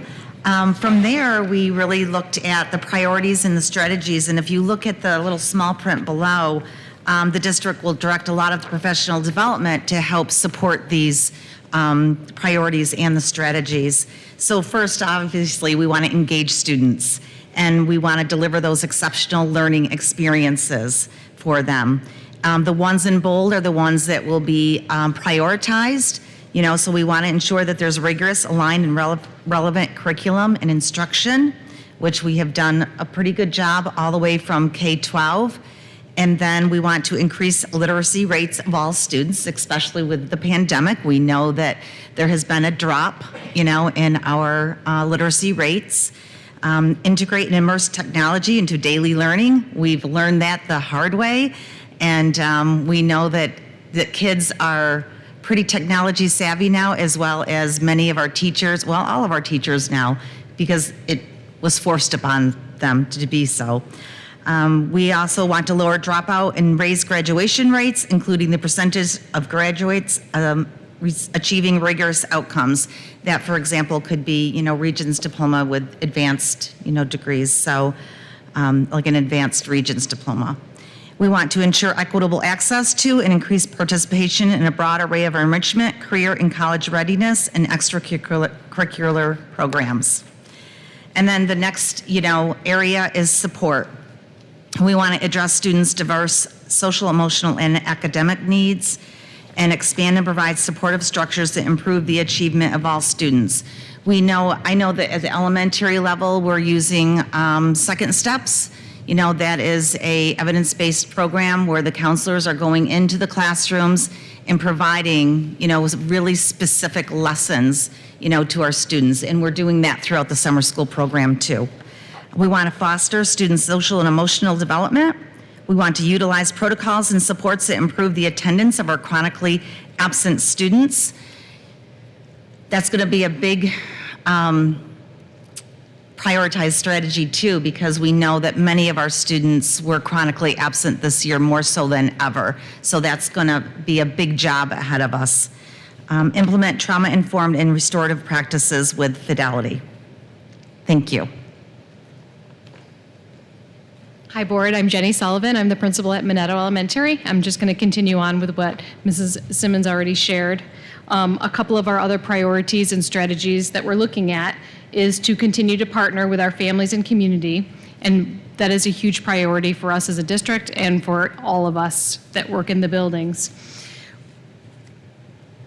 We want to nurture and grow our parent involvement as well as our community partnerships. So one unique way that we do this right now is we have our family engagement coordinator. Her name is Liz Eck, and she works directly with our families, especially our chronic absent families, and she connects them with a lot of the community resources that we have available. And it's really a wonderful thing that she does for all of us, and especially for our families and for our teachers to help those parents get what they need throughout the community.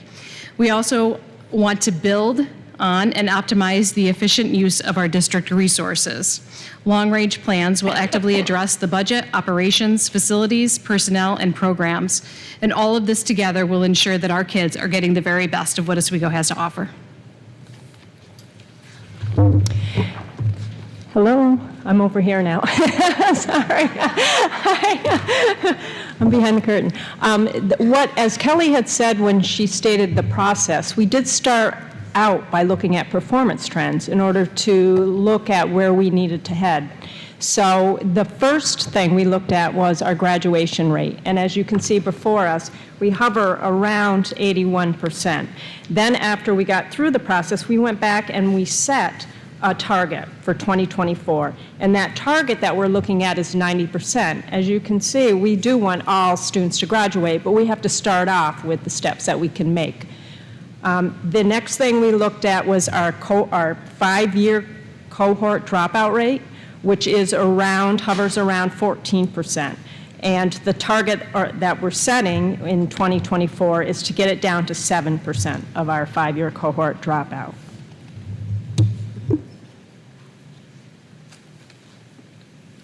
Good evening, everyone, back over here. I'm Mary Beth Fierro. I'm the principal at the middle school. And if you would look in the lower left-hand corner of the screen or on your paper, the third goal that we looked at was the CCC-R, which stands for College, Career, and Civic Readiness. And it's an index. And the numbers that are on your screen are actually percentages.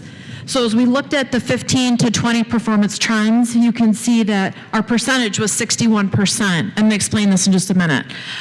Our percentage was 61%, and our goal in 2024 is 73%. Now, what does that mean? This is how we calculate the CCC-R index. It's actually a fraction, where the denominator is the total number of students who graduate. So we'll just round that up to 300 and say there's 300 in a class. There's not, but we're rounding up. So if the denominator of the fraction is 300, then the numerator of the fraction is what does each child earn as far as like a diploma? And those different labels are weighted. So an example, if a child earns a Regents diploma with advanced designation, that's weighted times 2. If a child earns a local diploma, that's weighted times 1, and so on. And there's all different weightings depending on different things that can happen over the course of high school. When you put all of those numbers that you just calculated based on the weightings over the denominator and divide, you'll get the percentage.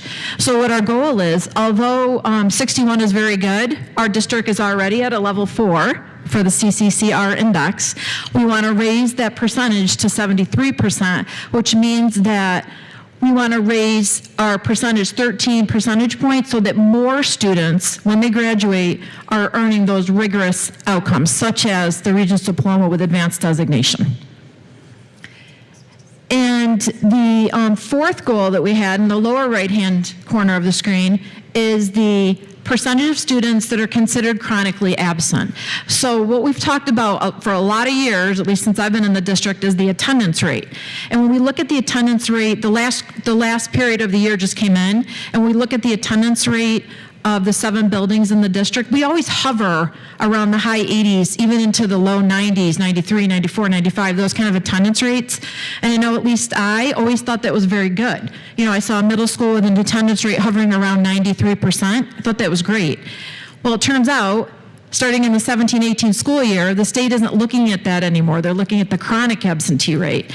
And the chronic absentee rate is the percentage of students who are missing more than 10% of the school year. So when we look at this and we look at our trends from 15 to 20, we see a chronic absentee rate in grades 9 through 12 of 31%. So that's 31% of our high school students missing more than 10% of the school year, which is 18 or more school days. And in our elementaries through middle school, we're seeing a chronic absentee rate of 22%. Our goal for 2024 is to reduce the chronic absentee rate to 18% in the high school and in grades 1 through 8 to 12%. Thank you.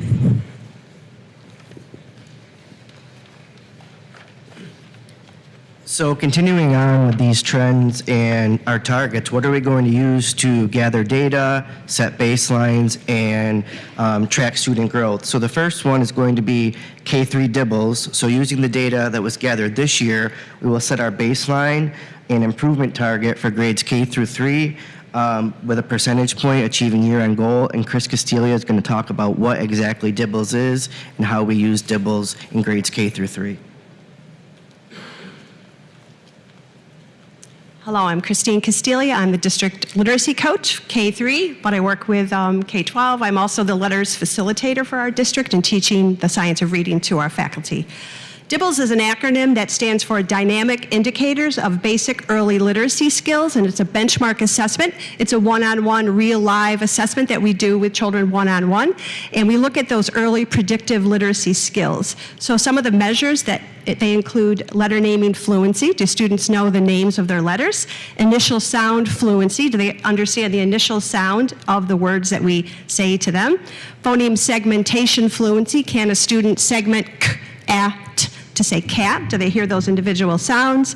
Nonsense word fluency, and that shows us whether a student understands the decoding of words. So we might have a word like M-U-Z, M-A-Z, muzz. Can they put that together and can they segment and blend those sounds? And then oral reading fluency, and that's where students read a text, usually a cold text that they haven't practiced, and we can see that they can decode and read that with an accuracy and rate that is within that benchmark, so we know that they're accurate and fluent readers. Thank you. And to piggyback on what Chris said, for grades 4 through 8, we are going to continue with oral reading fluency, just so we have another sub-test to give our older students, since they don't go through all the K-3 assessments. Another benchmark that we look at is the STAR benchmark for ELA. And STAR, I know Carrie Plass has shared these scores with you before, stands for Standardized Test for the Assessment of Reading. This is a benchmark test. It's given 3 times a year, fall, end of January, and near the end of May. And we use that data throughout the year. And next year, we're going to use that as a baseline data and track the trends that we see the kids achieving. And we use that information at our data meetings. The teachers look at it as a grade level, as individual classrooms, and We look at it as a building to say, what's going on with our kids? How can we track the data? What are these trends telling us? What type of curriculum boosts do we need? What type of PD do we need for our teachers? So this information will be really helpful to us in the years to come. And just like the STAR ELA, STAR Math is also measurable, where we're looking at the trends of where our students are, setting our target, and once again, we're using the baseline for that. And I will kind of piggyback on what you said about the data meetings. Yeah, we teachers sometimes are a little competitive too. So when it comes, we see our data and we say, okay, what are we doing wrong? We are definitely up for that challenge to boost that up. So as a teacher, it's nice because we can see now where the target has to be. And of course, being the ever optimist that I am, we're going to be able to measure how far above that target our students are going to reach with just working with the data. And I've got the next slide.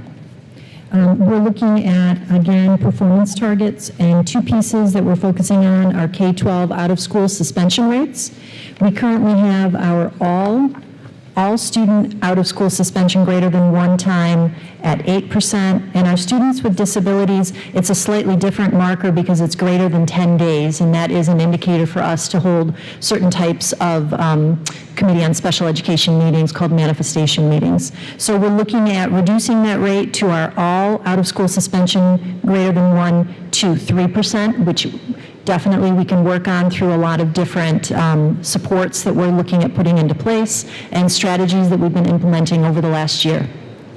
We're also looking at our grade 9 cohort to look at their on track to graduate numbers. Over the last decade, we've used various forms of this on track to graduation for our 9th grade group. And successfully, we'd like to revitalize that. So we'll be looking at a baseline. We'll set the improvement target, and we'll look at some numbers and metrics like the number of credits that students should earn by the end of their 9th grade year, their Regents exams or their pathways to graduation and the progress they're making, as well as other pieces of data such as our attendance and our referral patterns. The overall strategic planning team, which will be coming together throughout the year and then each year to evaluate our progress, will also begin to pull in other metrics, and we listed a few examples, like our overall discipline referral data. We like to disaggregate that and look to start to see patterns, areas that we need to focus upon. Equitable access to rigorous courses and enrichment opportunities, and again, we would continue to look at our climate survey data to identify those areas that are identified to us from parents and community members. And lastly, we will be looking at the New York State data for ELA and math. And as you know, the last 2 years have been off. Last year it was canceled, and this year it was just a multiple choice assessment. So comparably, it won't fit into what we have going so far as a trend, but we will continue to look at that data. As you can see, the top of the top chart is about our students taking the assessment. You can see we have grown in the amount of students that are taking the assessment. And then you can see our proficiency, which are our level 3 and 4 students that are on level for all our grades and how they've been doing. And then the far right chart, that is related to our mean growth percentile. And that's where they take students that have similar scaled scores at a grade level, and they line them up percentile-wise, how they do the next year on the state assessment, how much they grow or even decline. So they put them in a percentile. And so anything below 45 within a district is ineffective, and above a 50 is you're doing good. So we're trying to grow to be above 50% with our mean growth percentiles.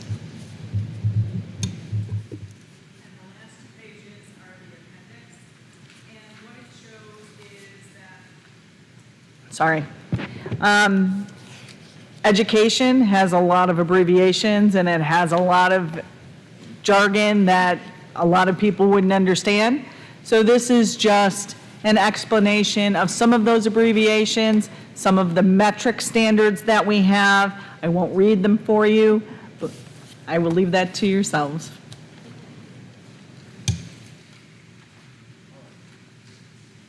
Are there any questions from the board about this at all? Karen, may I have a question? I know fluency is associated with comprehension. Why did we choose for grade 4 through 8 oral reading fluency method and not comprehension? We are doing the oral reading fluency. It's a quick assessment that we can do 3 times. It's a minute assessment. It's one that we have been utilizing in 4 through 6 now, that we utilize to look at how students are doing. Comprehension can be a little more subjective, so we're looking at the oral reading fluency. Sure. Hi, Mrs. Serino. We know that the science tells us that reading fluency and comprehension is highly correlated. So what that tells us is if a student is reading accurately and fluently for their grade level in that particular benchmark time, it's at a 0.91 correlation that we can assume they'll be able to comprehend that text. Given the sufficient background knowledge and vocabulary, they should be able to comprehend, because what they call cognitive desk space is what they use. So if they're digging through a text by decoding it because they're not fluent, they're not going to have enough of that cognitive desk space to be able to comprehend and think. If they're reading accurately and fluently, they have all kinds of cognitive desk space, as they say, to be able to think about the text that they're reading. So the ORF is a 1-minute, very effective, efficient way to look into that. If they're not reading at their ORF fluency, we have diagnostic tests to look deeper. We can look at phonemic awareness, we can look at phonics, we can look at time on text to gain that fluency. So we have a lot of sub-assessments to use if our fluency is not where we want it to be. Okay, you're welcome. So I have a question. I love this. The priorities and strategies are awesome, and you guys are so excited, so it excites us too. How do you plan to nurture and grow the parent involvement? How do you plan to utilize the protocols and supports to help those chronically absent students? I mean, they're there, but how are you going to implement it? How's that coming out? Go ahead. I'll let some of them. Go ahead, and then I'll come From a back. teacher perspective, it really has to do with relationships that you're building both with the students and you're building with the parents. I was completely virtual last year, and which gave me an opportunity to see the parents more often and also the students, because you can see them all at once. And I will tell you, by the end of the year, I was able to get all but 2 virtually back, even though in the beginning they did not want to. But it's just that relationship that you build. As far as absences, I had just about all my students on all the time. In fact, they wanted to do a Saturday Google Meet. That's how into they were of the community, and it was a birthday wish of a student. So we did get on a Saturday, and we were, allowed them to kind of socialize a little bit.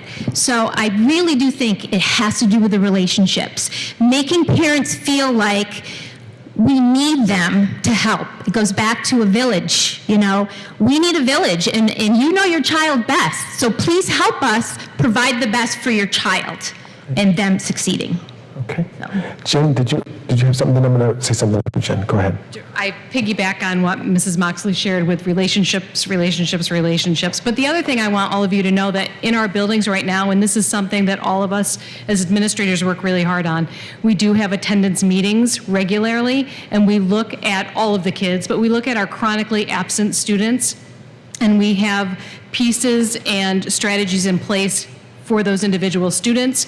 It's a check and connect system sometimes, where there's a teacher or a staff member, could be a TA, it could be an aide, it could be a custodian, that has created a special relationship with that child, and that helps the child want to come to school, and it helps the parent have that person to connect with at school. We also make a lot of parent phone calls, and with Liz Eck, she's the one I mentioned before as our family engagement coordinator. She's been instrumental in helping us reach out to those families to say, hey, we want a partnership with you, and we want to help, and we want to make sure that your child is successful. So all of the buildings have those teams in place already. You're finding success with that? Absolutely. Great. We can see a lot of growth there. Great. Thank you. And just to add to this, just so that the board is aware too, so the work is not done yet, right? So what happens is when we come back in the fall, we're going to actually be reconvening the team, and then others who might want to be helping or assisting us with the different strategies, the engage strategies, the support strategies, partner strategies, and building strategies. Some people who may not have been at the table when the whole team created the different 4 layers, right, will be invited to come, right? So there may be other stakeholders. We're looking for other people who'd like to help us. And with those, what's going to happen is people will break into 4 different groups: an engage group, support group, a partner group, and build group. And they're going to look at the different strategies and priorities and then create some action steps as a team. And then we're going to come back and share those action steps with the board and then implement once everything's all set, basically. So this will be a process that will continue to evolve, and then we'll be able to bring you back more answers on how do you bring the engaged strategies alive, and what are you going to do to make sure that we're partnering. So all of those activities, the work is still, it's going to be still ongoing. Does that make sense? It absolutely does, and I would think that this work will continue to go till eternity. Well, that's our goal. We want to kickstart it, get it going, and then every year, so just so that people know, every year, 4 times a year, our goal is to be sitting and looking at these strategies, these priorities. So we're going to launch information out to our community at the beginning of this school year, provided that you are all in agreement. And then we're going to do a multimedia approach in doing that. Opening day, there'll be presentations. Each of the buildings will be talking through the different things that are in the plans. We'll look for volunteers to come and be a part of those 4 different areas. And then we will have subcommittee meetings 3 to 4 times a year. We will look at our goals, we'll look at our targets and plans. By the way, this is a fluid plan. If there's something that we've put in here that is too low, we'll be able to alter. If it's too high, we will be able to alter. It's not a one and done kind of thing, basically. We're going to align also, our goal is to align our practices and our resources to the plan. So when we go to spend funds, right, how does that actually connect to our plan? This will be used as a guide, but also a pruning resource as well, too, to prune out those things that don't really focus us on the strategic goals that we had planned. And we're going to monitor progress closely and also report outcomes to the board consistently as we kind of move forward. Does that help everybody? Very good? So I think yeah, one more. I just had a question about that. So as the work continues, it sounds like a lot of this we're already doing, correct? Some of it we are, some of it we're going to be doing some things a little bit differently and more of, yes. And some of it we haven't done, and some of these things will be new, basically, in terms of how we're tracking some of the progress, how we're moving some things forward in different ways. It's also nice to have, I don't know if I need the mic because I have a teacher voice. Go ahead. If the other thing is some of us may be doing it, but now that we have a plan that we can go forward and make sure all teachers and staff and everyone else has the support. You know, we all want to do this, but sometimes we just don't know how. And I think with us coming up with plans and helping and continuing to collaborate, it's giving them focus to say, okay, yeah, I do that, but I maybe need to tweak it a little bit, and then make my parents also feel wanted and needed, as well as their child. So it's almost like we're all going in the same direction at the same time on the same path. Yep. So Kelly, you made a great point. So Heather, just to answer your question also, so we have a lot of great things that have been occurring across the district. Some of the problem is that one group on this side is doing something over here, another group's doing that. But what we need to do is align it and bring it all together and be on the same page, and that's what this plan is to do. It's geared to put us all on the same trajectory. Everybody looking at the same goals, the same work as we move forward, so that we're not working harder, but that we're really working smarter, and we're all working and moving in the same direction as an entire district. Not 7 different buildings, but it's one Oswego moving in the same direction. Does that help? It does. Now, is this when we accept it, is this a working document or is this a set in stone document? It is a working document. So again, as I said, every year, our goal is 4 times a year. We're going to be looking at it. We're going to be talking to the board about it.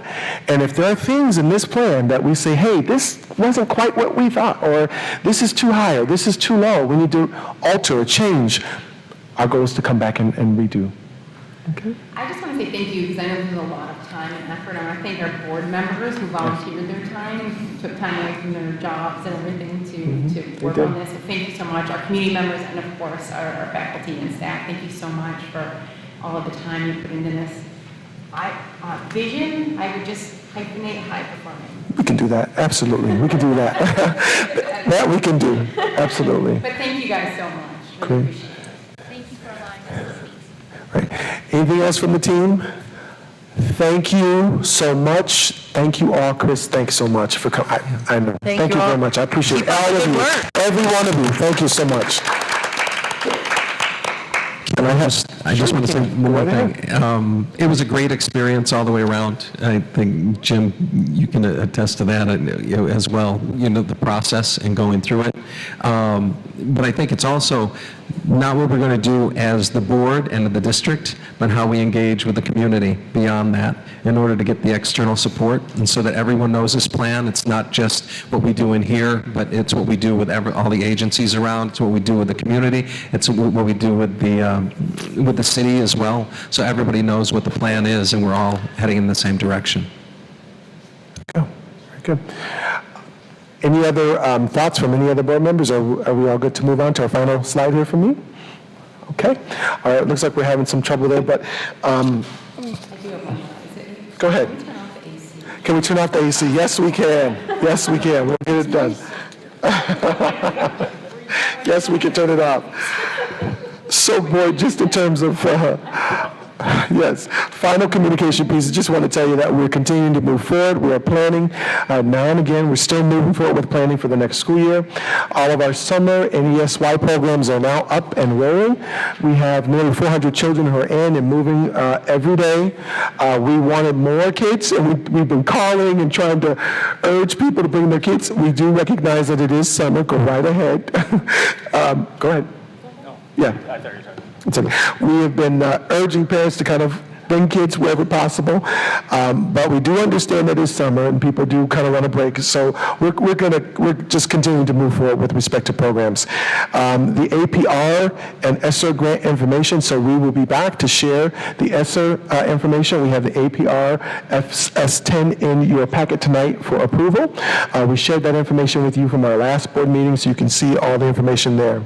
We are still awaiting information from the New York State Health Department as to next steps for the next school year. We have been told that we'll get some information here on the 15th of November. We'd like to get it before, not November, July, excuse me. We have been just waiting. So we hope that on the 15th we'll have more information as to what's going to happen in terms of their recommendations. And we're awaiting guidance from the reopening team. There's a new state reopening team that's supposed to provide guidance for schools in their reopening, but they haven't given us anything as of yet. So as soon as we have it, we'll be sharing it out. And then just a reminder, at our next board meeting, we will need to have a code of conduct hearing just to review that with the Board of Education. It is required by law. And then finally, we'll also have a guest speaker at our next meeting. The Oswego Bookmobile will be here at our next meeting. They're going to share for about 5 minutes just to let you know some of the great things that they're doing with kids in our community. All right, so with that said, I am all set. Thank you, Board. Next on the agenda is the consent agenda. Minutes of the reorganizational board meeting of July 1st, 2021. Budget status report, May 2021. District financial report, July 1st, 2020 to May 31st, 2021. And the special education report, July 13th, 2021. If I could have a motion? Move it. Second? I'll second. Any discussion? All in favor? Aye. Opposed? Next is curriculum with Carrie Plass. Okay, first on my agenda is the professional development plan for 2019 to 2022. The reason I brought this forth is because I had to realign it to our new strategic plan. So you'll notice in the plan, you'll see that that has been placed in there, and the different categories are over branched over the actual plan itself. Could I have a motion, please? Second? I'll second it. Any discussion? All in favor? Aye. Opposed? Okay, next is the grant permission to implement the federal programs of the ESSER 2 and the McKinney-Vento baseline grant. The ESSER 2 is at $3.9 million, and the McKinney-Vento is $55,000. Motion, please? I'll make the motion. Second? Any discussion? All in favor? Opposed? Next is personnel with Dr. Sweeney. A, we have a support staff retirement, Joanne Giroux at the Oswego High School, whereas Joanne Giroux has served the students and staff of this school district for the period April 16, 1986 to the present, has been a most responsible, conscientious, and dedicated staff member in service to the school district. Now therefore be it resolved that the members of the Board of Education of the Oswego City School District hereby acknowledge the faithful service of Ms. Giroux upon accepting her resignation for the purpose of retirement from the position of stenographer effective October 1st, 2021, and we express our grateful appreciation to her. Motion, please? I'll make the motion. Second? Any discussion? All in favor? Aye. Opposed?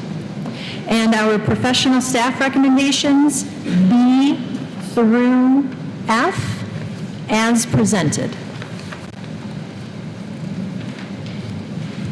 Resolutions B through F. Could I have a motion? Second? I'll second it. Any discussion? All in favor? Aye. Opposed? And our support staff recommendations, G through I, as presented. Resolutions G through I. Could I have a motion? I'll make the motion. Second? Any discussion? All in favor? Aye. Opposed? Next is finance with Nancy Squires. A is for the board to approve the student mental health agreement between Oswego City School District and the Oswego City School District Hospital, effective July 1st, 2021 through June 30th, 2022, at no cost to the district. B is our annual service agreement with Hillside for the 21-22 school year. It's for therapeutic educational programming for students that are at Hillside. C is our annual agreement with Oswego Hospital, and this is for occupational health services. D is our contract with Noel LaPointe. It's for chronic stress and trauma counseling, and this is paid for from our McKinney-Vento grant in the amount of $10,890. And E is our contract with Michael Doherty for professional development for our retreat, not to exceed $1,000. F is an amendment to the Soliant contract, which I had brought forward earlier, and this is to have a nurse for the extended school year program. And I'm going to stop there. Can we stop there? Yeah. Resolutions A through F. Could I have a motion? I'll move it. Lisa? Second? I'll second it. Jim? Any discussion? All in favor? Aye. Opposed? And G is for the board to decide if it wants to fund reserves and up to what maximum. I'll move it if you have questions. We're moving according to the numbers that you provided. Okay. So that would be, and I'm saying that to recommend as presented earlier. Yeah. well, they're blank for the board to decide. So we have a group resolution, and then in discussion, we can all do it. We might.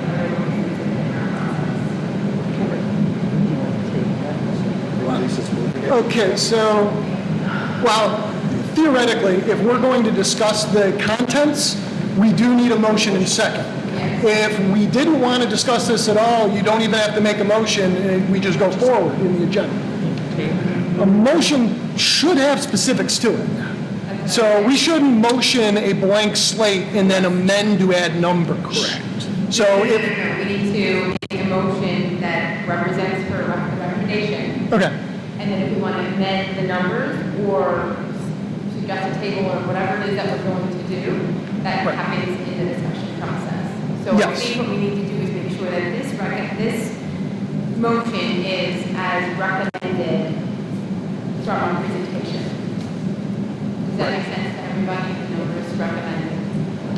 Do you want me to remind you of the numbers? Yeah, so as part of that, it probably should be read out. So the recommendation was to fund the capital reserve up to $2 million, fund the TRS reserve up to $550,000, and fund the workers' compensation reserve up to $1 million. Okay? Okay, so that's the motion. We need to have a first and a second on that. First, Linda's. I'll second. Yeah. Second. And will there be any discussion? So I'm going to make a motion to postpone this until we deal with the annual audit, that we deal with them both at the same time. And the reason I'm making a postponement is it ties in a very specific time when we deal with the external audit, and it's debatable. So if I just said table, it come up whenever, and you can't debate it, and I like debate. If people have things to say, so my motion is to postpone this until we are also acting upon the annual audit, annual external audit. Okay, is there a second on that motion to move to discussion? I will second that motion to postpone it until we're acting upon the annual external audit. All right, now we're looking for discussion on just that piece of it. Okay, so if I'm following the concerns correctly, I'd like to speak against the motion because I think this is similar to the way we pass a budget before we have our budget numbers, right? So my understanding of the process that he outlined earlier is that we say these up to amounts, and then any deviation from this or any specific journal entries that have to be made are brought to us after the audit. Right. This is just signaling our intent that we have a large balance or we have a surplus at the end, and we intend to use it for reserves. So I see this kind of like our budget discussion. Or when we increase the capital budget to the 10 million, correct? The room in the capital, at the times when we had to go to a vote to increase the amount available to fund the budget, right? We're just setting the amount, again, to fill those in later. That's correct. Are we locking ourselves into those particular reserves, the capital, the TRS, and the workers' comp? We're locking ourselves into those three reserves. What we're not locking in is the number, correct? Yes. I'm not comfortable with locking into those reserves. And Lisa, if I understood what Tom said correctly, is that the board could be informed what the final numbers were, but it does not have to be brought back. That by making this motion, we would be giving the power to the management team to set the levels as they want. They can inform us, but they do not have to ask our permission again. But not to exceed. Just to not to exceed. So again, as the example we spoke of earlier, if the number is halved, right, the leadership team could say, I want it all to go into X, whereas we thought it may go in a bit of X, Y, Z. They are not beholden to do anything other than not go over a maximum. And another reason why, so that's one reason why I made the motion.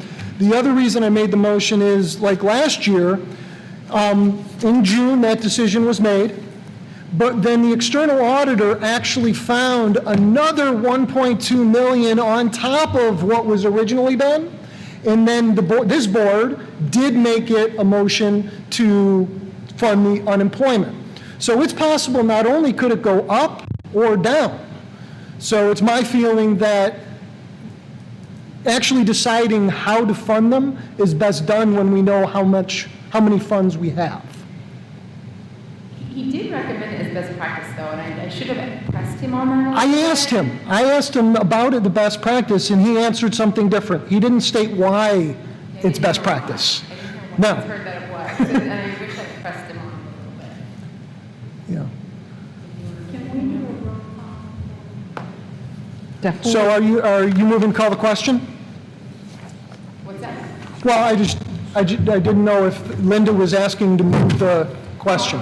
Call the question. And whether or not we're going to accept the recommendation from the leadership and its reserve funds, if we could do a roll call vote. Okay. She's requesting a roll call vote. When we get there. Okay.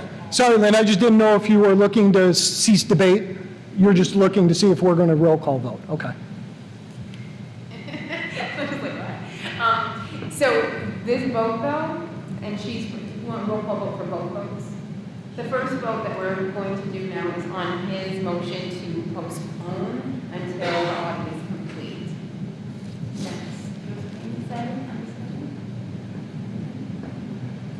No, the first vote is on the recommendation. No, the first one has to be on the amendment. The first one has to be on the that Jim just amendment, raised. yes. You do amendment first because it then affects Yes, roll call on vote. Okay.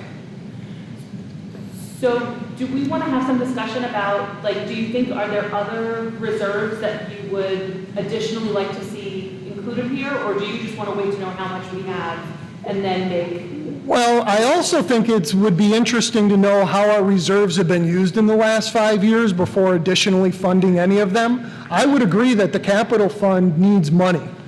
I have no worries, that I feel strongly about that one. I just don't know how much to which ones beyond the capital reserve. It may be that if we looked at 5-year trend numbers, which we're not going to take in stone, we're not going to say absolutely predict the future, but if we look at some of those and say, hey, they've all stayed pretty steady over time, we should dump the whole thing into capital, well, then that could be part of the discussion. But I still think there's information to be learned. Yeah. So I did look up because he had said about, or actually, sorry, Nancy had said about the rationale for why we're choosing the ones that we're, or why they're recommending the ones that they're recommending. And the workers' comp is, they are recommending that we have in reserve 10 years worth of claims, and we don't based on our last few years worth of claims. And the TRS is the one that was newly created that doesn't it's very low right now. So I guess, like, I understand the logic of this. I definitely want to follow up on advocacy for the nuclear reserve to see what we can do with that, but that's a little different from this.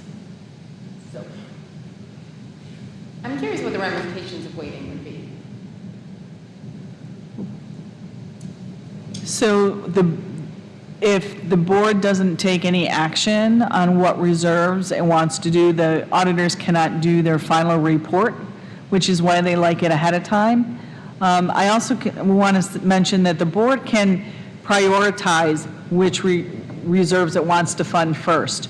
So you don't have to do the capital TRS in that order. You can change the order, and then that will be communicated to the auditors for their final report. So you have that option. But was the recommendation from the leadership in the order that you felt? Yes. As you processed through this? It was. Yes. Can I just say, just so the board understands, we will come back and report out before, we will share with the board what our thoughts are. So these are our recommendations, but, let's say the amounts are different or something's off or, or up or higher or lower, we would communicate that to the full board. I just want to be clear about that. We would do that. We have no difficulty with doing that at all. To answer Linda's question, yes, we gave you the recommendations that we have because we see from our last meeting, there's some capital construction concerns that we wanted to try to build in there based on hearing what we heard from you all. We do think the TRS reserve could use some extra in it because as Lisa's pointed out, it is not doesn't have as much in it as we would like to see in there. And with respect to the workers' comp reserve, yes, we put $1 million there. It's a flexible reserve in case something comes up, but also we really don't know yet where we're going in terms of workers' comp. So we put those recommendations there. Whatever the board wishes to do, certainly we're more than willing to do whatever you'd like. Just wanted to share that. And I know the rationales, I've read the rationale, and I don't disagree with them at all. I just think that I know that I'm just a little nervous of locking into 3. What if we had extra? Can we go beyond these 3? You can. At any time? Like there are when we did reserves, like that second audit and we had the extra, we were able to. New resolution. Yes, you certainly can do that, yes. But I understand the reasons by it, and I don't disagree with them at all. Understand. So, one of the things about reporting out is telling somebody, and if you want to have those changed, it would require a new resolution, as opposed to having a resolution later. And, Dr. Calvin, I'd be interested here. You said one or more, I don't know how many there were, but you've been superintendent at districts who have waited. Yes, I have. I have seen that done before. I have. I have had a board that I worked with before that did wait. They wanted to do that. And then, so that year, 2 years, I believe it was, we did it that way. And then, once we got back what was left over, right, then the board made its decision, right? The following year, they did some things differently. But yes, has it been done that way before? It has been. Are there districts who do it? Yes. Do most do it that way? Not most, but the board can choose whichever way it wants to go, basically. So it can be done that way. So rather than saying this is a long-term policy, because we're not actually acting right now, this resolution is not about adopting the document that Nancy and Dr. Calvin created. So we're not locking into setting precedent. My feeling is that this would be a prudent thing to do now as we're still learning about our budgets, as we're learning about these accounts, and still gathering some information. So I'm not advocating right now to make this what we do every year. It's what we do at the moment. I have a point of information, I guess. When the auditors, so if we do this, if we pass this resolution right now, not that amendment, but the actual resolution, you would journal the money over, and the auditors would assume that it's there? No. So what happens is, we get the final audit report. They look to see, after all of the journal entries that we have done, and what the surplus is at the end of the, actual surplus is at the end of the year or deficit, and then they'll say, which reserves do you want to fund? Say there's only $1.5 million. We would say the $1.5 million, if the board decided that, would go to the capital reserve, because that's the first one that was approved in that order. That's why I said you could change the order if you like. And then that report on reserves is talked about in the management report that the auditors give to the audit committee, and it's also discussed when Tom Zuber comes back to the full board and talks to them about the year-end audit. Okay, so if we don't pass this now, then they come and do their audit, they say this is your excess, and then we have to hold it, because we have to come back to the board, see where we want to put it, and then goes back to the auditors to finalize. Yes, and there's a certain time that we have to get the audited reports into state ed. Yes. So it might delay that process. When's the report due? I would have to double check. I gotta have my book in front of me. Before. Yeah, it's like September-ish, like around September-ish, if I remember correctly. Early September, Yeah, but so we have some time. I would have to get you the date. Yeah. So we're really starting a couple of weeks. Yes. Weeks. So it's really up to you all. Okay, is there any other questions or discussion before we do a roll call vote on the amendment to postpone the decision on this? I do want to say, well, I'll wait till we can see what happens on this, and then we'll move to the actual resolution. Roll call vote. Okay. Tom Chapo? No. I'm sorry, no. No. Heather Del Conte? Yes. Pamela Dowd? Yes to postpone. Lisa Glidden? No. James McKenzie? Yes? Sean Onmek? Yes. Linda Sereno? No.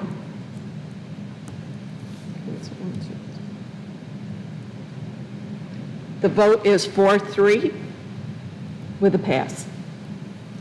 To postpone. Okay, so we're done. Okay. Can I know this is out of order, but I think another option we might have for the future would be to say when we pass this, to put like a caveat that if the number comes in lower, we want to proportionally fund.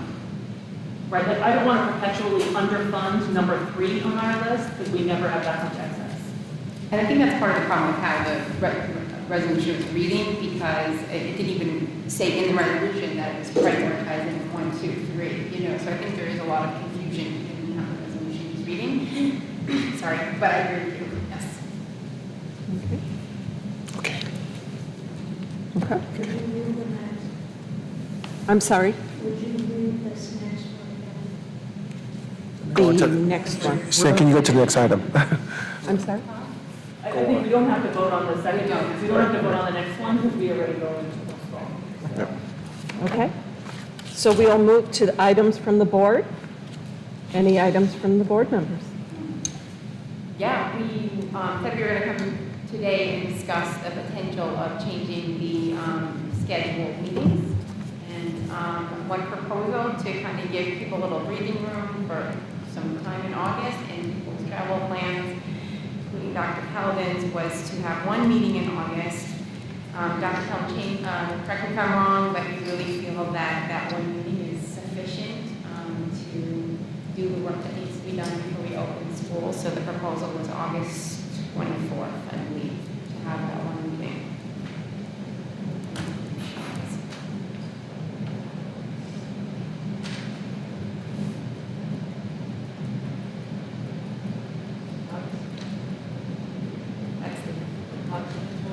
So,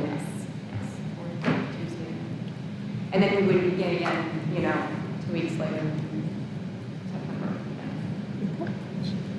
so my only thought on that is, and I know Dr. Calvin, you and your team have been planning for multiple scenarios, because you never know what the state or the world is going to throw at you. So, and I do appreciate that planning ahead. Just making sure that if the board needs to act on anything, that there's enough time between the meeting date and the first day of school for everything to be implemented properly. Again, I understand you're planning for all contingencies, but that is my only thought, is it's just very close to the beginning of the school year.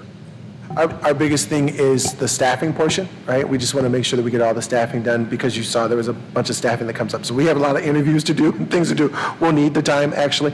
But certainly, if there's something that comes up and we feel like we got to come sooner, we would reach out to the board and say, can we try this to come sooner? We've done special meetings before and things like that, but I think we'll be okay. Okay, good, yeah, because that was, you brought up my second one, like you were right there. We're looking with all these new federal monies to hire a lot of teachers' assistants, reading, you know, and that's going to be a lot of things that we would have to act on before they can officially start their job. Yes. So that was my other thing, thank you. Is that, I guess he's asking, is that enough time? I think we'll be okay. You know, so one of the big things that we need to do is there's a staff orientation that's going to be coming. You know, it's after the 24th, but what we'll do is, if there's a concern, we'll certainly let the board know, but at this time, I think the 24th is fine. I really do. Okay? All right, if there's something that changes, we'll be in touch very soon. Sure.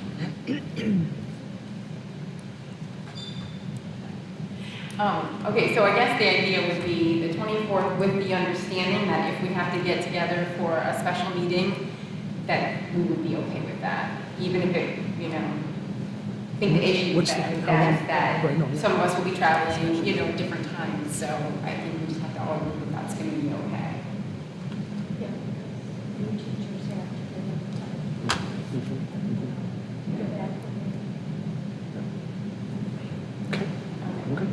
You're comfortable with it? I'm comfortable. We're comfortable. Everybody good? We're good. All right. Any other items from the board? Could I have a motion to move to executive session, please? Are we having? Yeah. And we're going in to discuss the performance of a particular staff person / corporation. Corporation. I'll move it. Second? I'll second. All in favor? Aye. Opposed? Ryan, hang on for a minute. Will there be a need for a vote after executive session? Okay. No. And before you move into executive session, if you could just join Brandon Wood over in that corner of the cafeteria for a couple pictures. Ryan is here to say hi. We just held him back in case somebody wanted to speak to him.